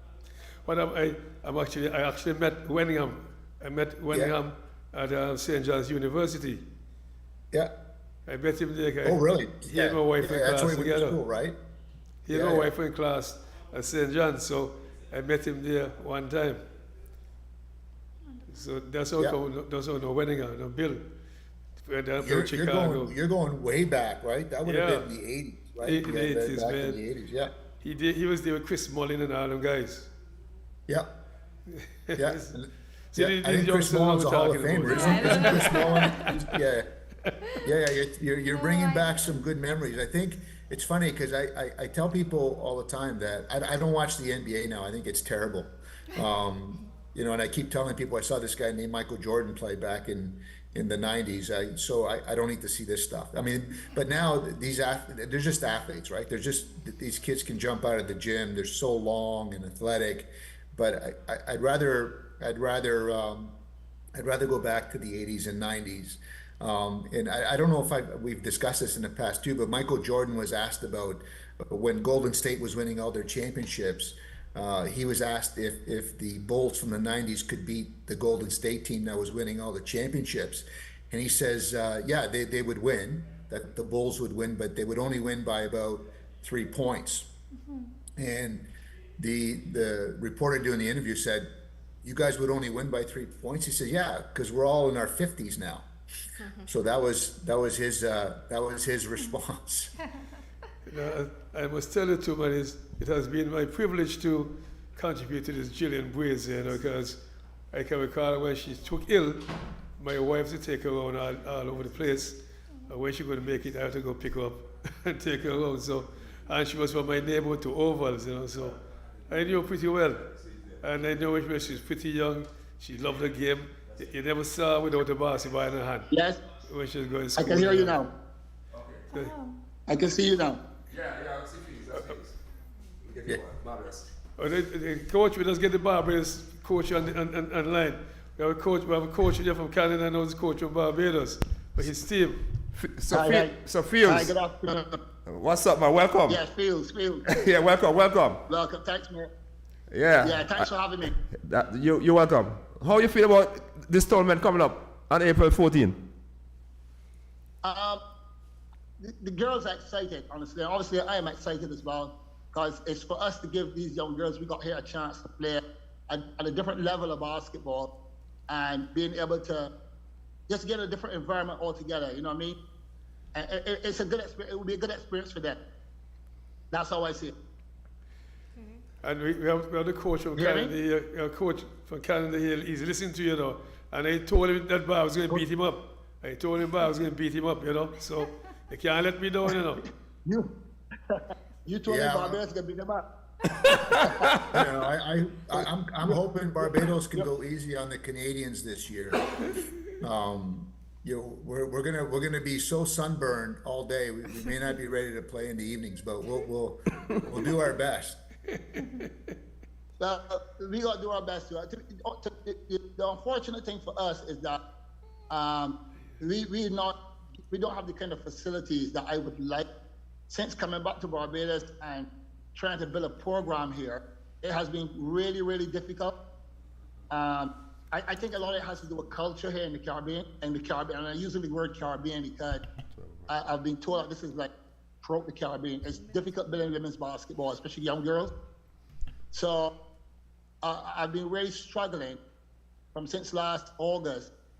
But to come to this point right now where I can say, okay, I have a group of girls that can take somewhere and play, I think for us that's a result for us. That's the first hurdle. So, like I said, before, this is something that an experience that these girls will not forget. So we're looking forward to it. I must tell you, we have Valencia here, who is the host, the wings person who's going to be hosting you. She's the coordinator. So it's Valencia, Okay. the lady seen there. Nice to finally meet you, Mr. Fields. I'm looking forward Yes, to it. nice to meet you too. Yeah, nice to meet you. I saw some pictures of the girls. So- That Lucaso showed me some pictures of your team, and they're looking good, I must say, in terms of how they're preparing. So I'm Yeah, hoping they're that we alright. can have a good time together. Also, that's why you say you can beat him because Yeah, some they- pictures of the girls. Oh, okay. No, I see it. No, I get it. But No, I was get it. telling the Coach What Fields, was that? Coach Fields, I wanted to beat Canada, but I don't think I can beat you. I wanted to beat Canada, but you can't beat Antigua. We will. So you want us to beat Canada, but you can't beat Antigua. No. I will do my best. We will do our best. But in terms of, in Coach Fields, in terms of the ladies, though, how have you guys prepared for this tournament?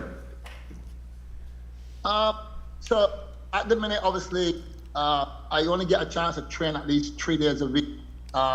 A lot of that is due to me having other commitment, and for some of the girls, obviously, they're studying for exams and stuff like that, which is fine.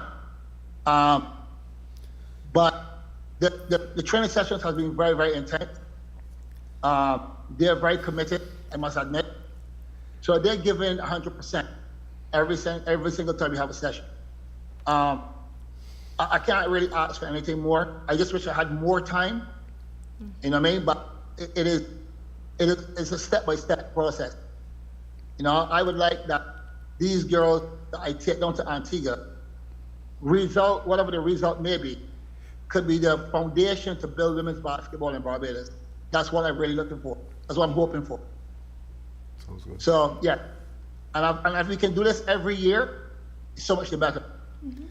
And I know another coach in Canada listening to he wanted this kind of synergy too with Barbados, Antigua, Canada, you know what I mean? So he'll be more than welcome. Yeah. I'll tell you what, when they beat him up, he'll be happy to have you. I want to ask a question. So in terms of the height of your girls, how tall is the tallest player? My tallest girl is about 6'3" so. Dang. Wow. So that's short. That's short. That's short. Yeah, That should be I interesting. believe that I have shrunk over the years. So I'm about 6'2" so much. So to me, when I look at my girls, they look small. Wow. Okay. Right? I do have some short ones, trust me, but these ones, they're very feisty. And you know what you don't have in height, you make it for in something else. And so that's fine. There's no excuses for that. You know what I mean? You don't have the height, you work on something else. You know, a bit of quickness and speed and, you know, little things like that. So, you know what I mean? There's no complaints. So there's no excuses, realistically. And You know, I expect. Sorry? Go ahead. Sorry, you go ahead. Sorry. Yeah, no, for me, my expectations, each individual on my team, I have expectations of. And they know that I am realistically, I've had the experience to coach abroad for many, many years. So I know what I look for. I might not have all the skill and the talent, but each player to me is like a puzzle. It's like a chessboard. And you try to move the pieces accordingly. And they got to fit. So when I select a team, it's that each player complement the other. You know what I'm saying? So what I can get from one, I may not get from the other, but a player will give something that complements that person. So that's how I work. So I have expectations, yes, but not too much demands, because I don't like players to feel pressured or to be disappointed. So I give them that opportunity to give me 100%, their 100%, and as long as that's what it is, I'm happy with that. In terms of the age group of the ladies, what the age group? My youngest is 14. My oldest is 17. Okay. That's a pretty young team. That's a pretty young team, yeah. Yeah, it's a young team. Like I said, I only had these girls from last August when I started doing a little summer camp, summer program. because, like I said, there's no real women's basketball in Barbados. We just got like the school league, so a lot of young girls play in the school league, and it's not a lot of development for the girls. There are one or two coaches here in Barbados that does a couple of after-school programs, stuff like that, but it's nothing to really develop them skillfully. You know what I mean? Prepare them for like big tournaments and stuff like that. So this is an opportunity for the girls I have now. So they're looking forward to it, yes. And they get a chance to see other teams play, other countries, and then they'll probably get to see what level of basketball they're at and what they need to become to be better players. So, again, any words for the coach from Canada? You'll be beating me up?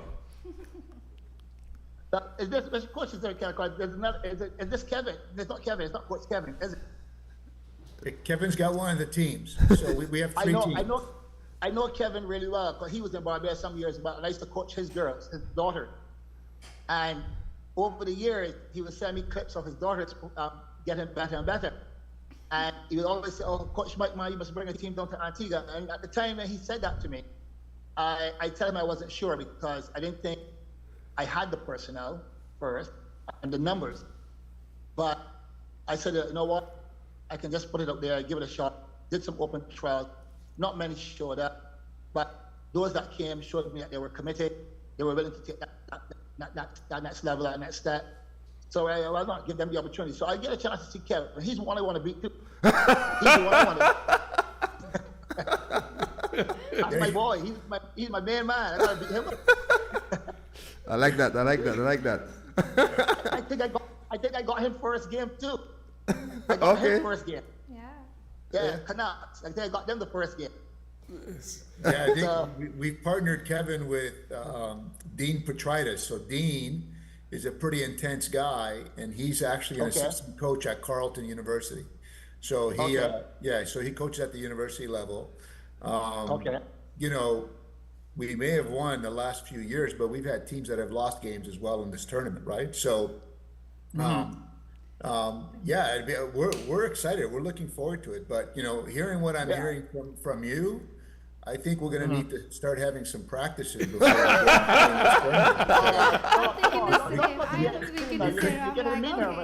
We could be the coach you got to worry about is Jen. She won the last two.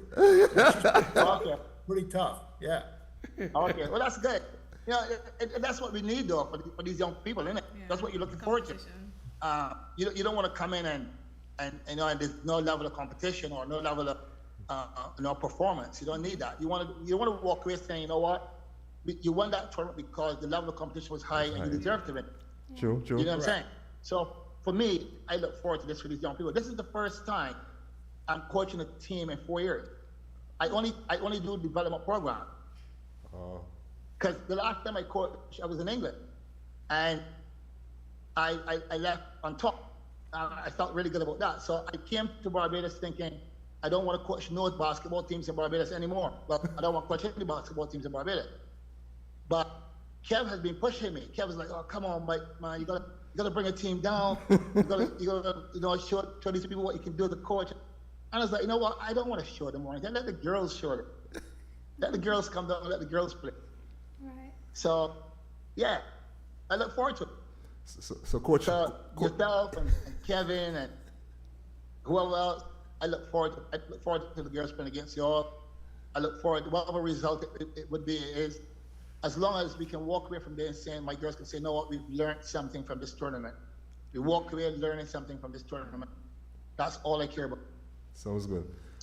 So Coach Fergie, yourself and Jen, have your hands full with Barbados? I haven't been to Barbados. I would love to go to Barbados.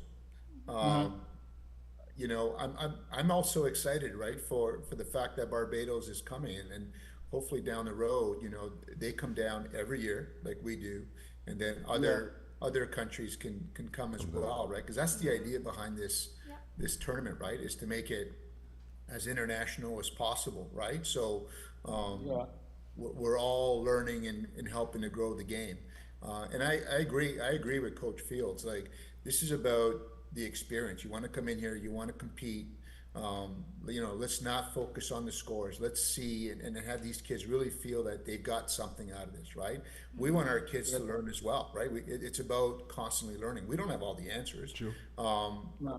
We may have more experience than both the teams from Antigua and Barbados, just because our kids have been playing longer and they're in season, and we have a competition model here in Canada that sort of fosters that, right?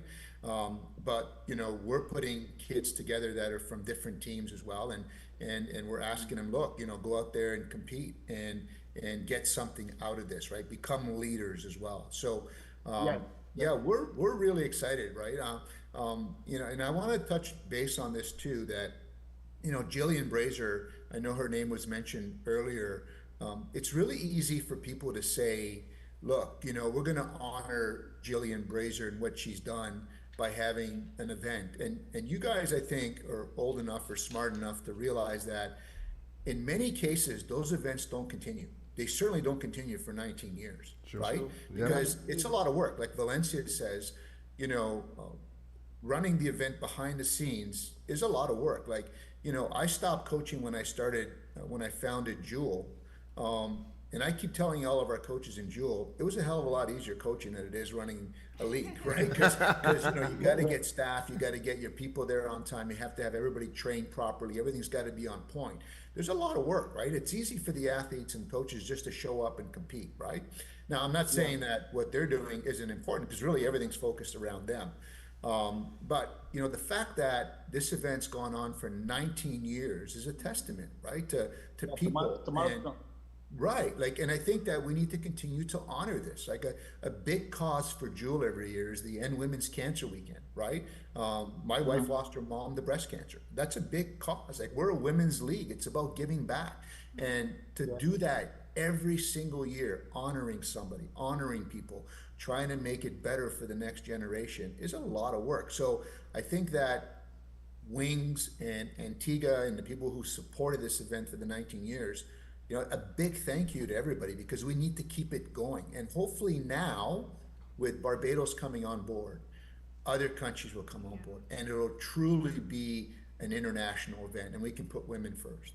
Well said. Yeah, I agree with you 100%. I agree with that. Yeah, sounds good. Okay. In terms of you, I'm really looking forward to this, man. It's also in terms of you, and in terms of as the preparation wise, you're about 95% ready. Yeah, I won't go past 95, but 90% there. I know it's only 3 weeks, and we're pushing hard. It's every year trying to get people on board, and we say we're a non-profit organization. We've been doing this in the name of Jillian Brazier, and we're trying our best to make it better every time that we do it. We have some supporters who are, as soon as Coach Lucaso come to them, they're like, yes. And then we have some that are like, oh, not this year. And then we have to figure out how we're going to make it work, So I take the opportunity now to say thank you to those who have come on board. You guys are the best, because I actually did look around to see what exactly would entail doing what you guys do, and it's a lot of work, and I appreciate that you all have come on board this past few years, and will be doing so again this year. And I want to say thank you to Subway. They've always been coming on board to help us with meals for the officials. ABBA with JSC always open their arms to us with that as well.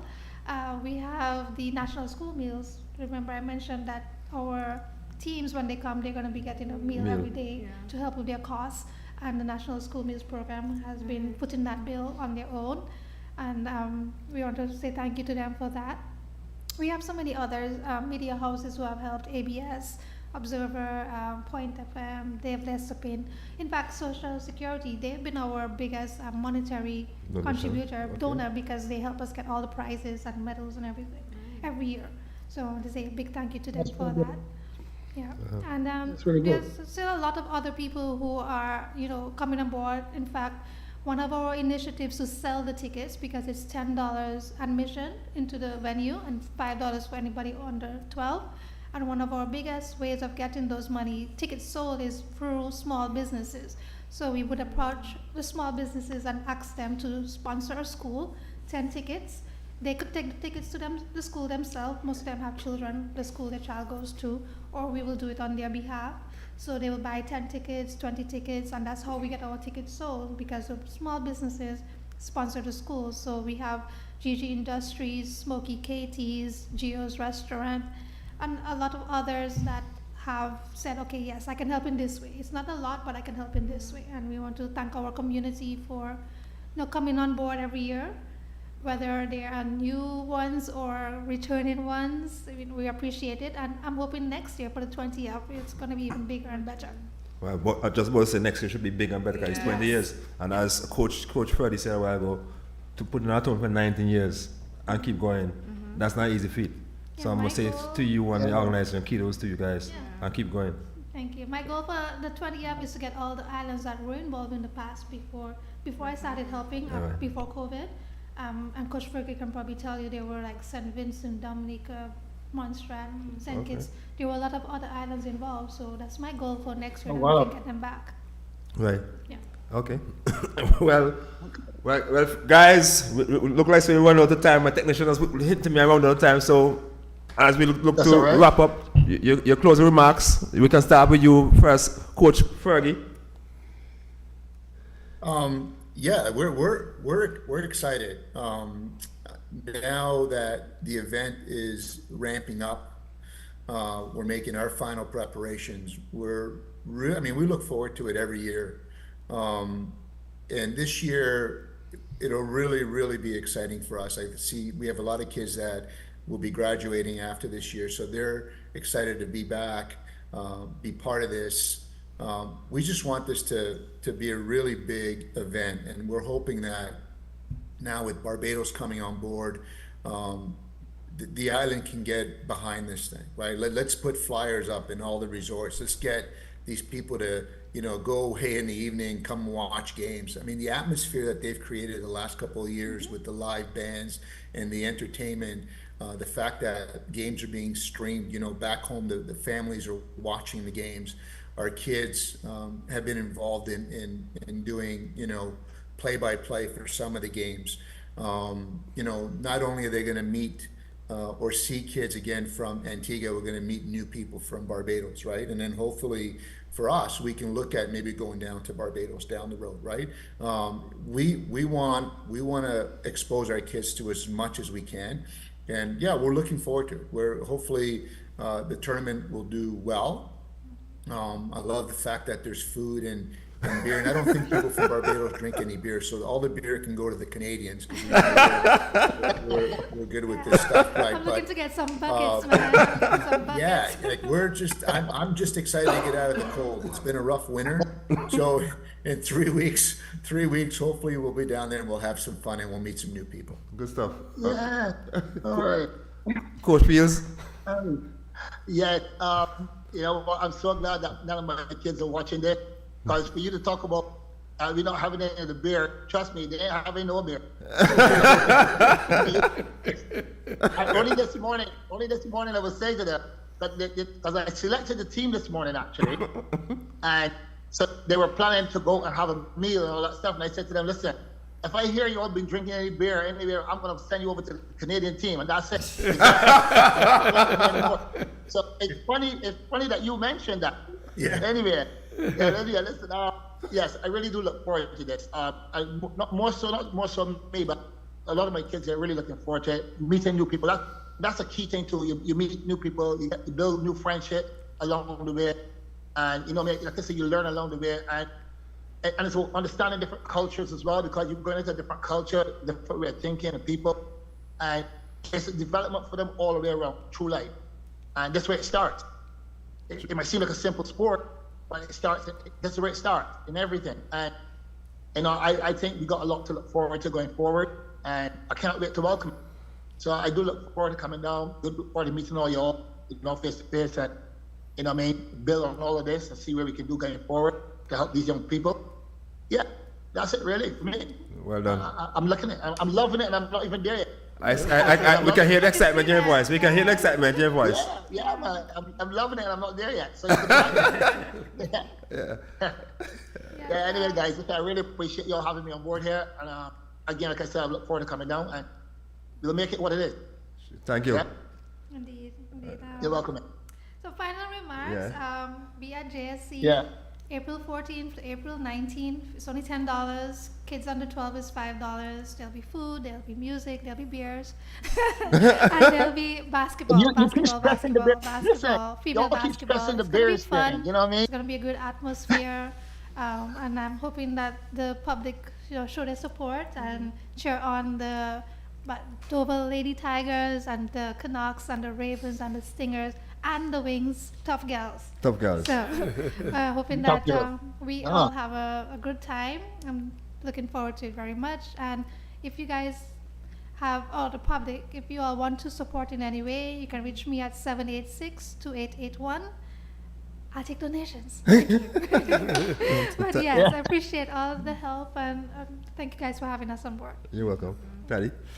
Well, look, Coach Fields, I don't want to let Yes. you down. I want to beat Canada, but I must remind you, we're going to beat you. But I just want to remind you. But Coach, That's all right.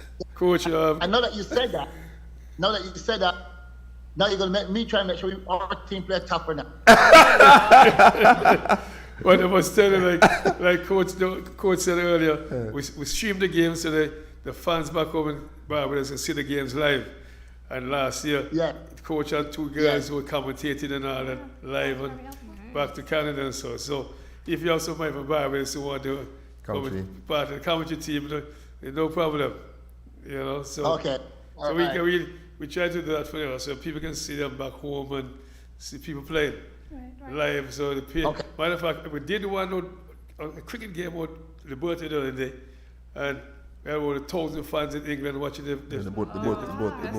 Watching the family playing cricket in Antigua. So it's something that we do, that's our contribution usually, to make sure the fans can see them all over the world, wherever they are. Okay. I really enjoyed this interview. Just to be clear, our kids are not drinking any beer. That's just the adults. Just the adults. All right. Hey, as long as it's not my kids, I don't care. If your kids want to drink beer, that's fine. That means we have an easy win then. That means we can win easily then. Yes.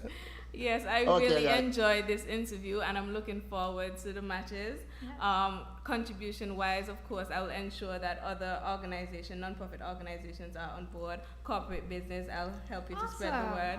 No problem with that. And I'm really looking forward to the teams coming from Canada and Barbados, and I know the girls will enjoy their stay in sweet and beautiful Antigua. You hear that, Coach? You hear that, Coach Fields? You hear that? That's a young ambassador that they're talking on behalf of Antigua and Barbados. So you heard that. She makes sure that you're well taken care of when you come over Antigua. Okay? But I just want to say on behalf of the network here this morning that we really enjoy having you both, and we enjoy you also. 19 years, as I said before, is not easy feat. So keep going. You're doing an awesome job. Just continue fly the flag high, and make sure that the visitors, when they come over, they feel the love, the warmth, the experience. So I always want to come back. At the end of the day, make the best team win. And I don't say make Barbados win, make the best team win. Agreed. Okay? And guys, have a good weekend. It's that time of the year coming again to Antigua and Barbuda. It's the Jillian Brazier Basketball Shootout, hosted by the CPTSA Wings Sports Club, April 14 to 19, 2025. All happening at JSC Sports Complex, featuring the defending champions, the Ravens, newcomers, the Dover Tigers from Barbados, and host CPTSA Wings Tough Gal, who will be the 19th Jillian Brazier Basketball champions at JSC Sports Complex. Admission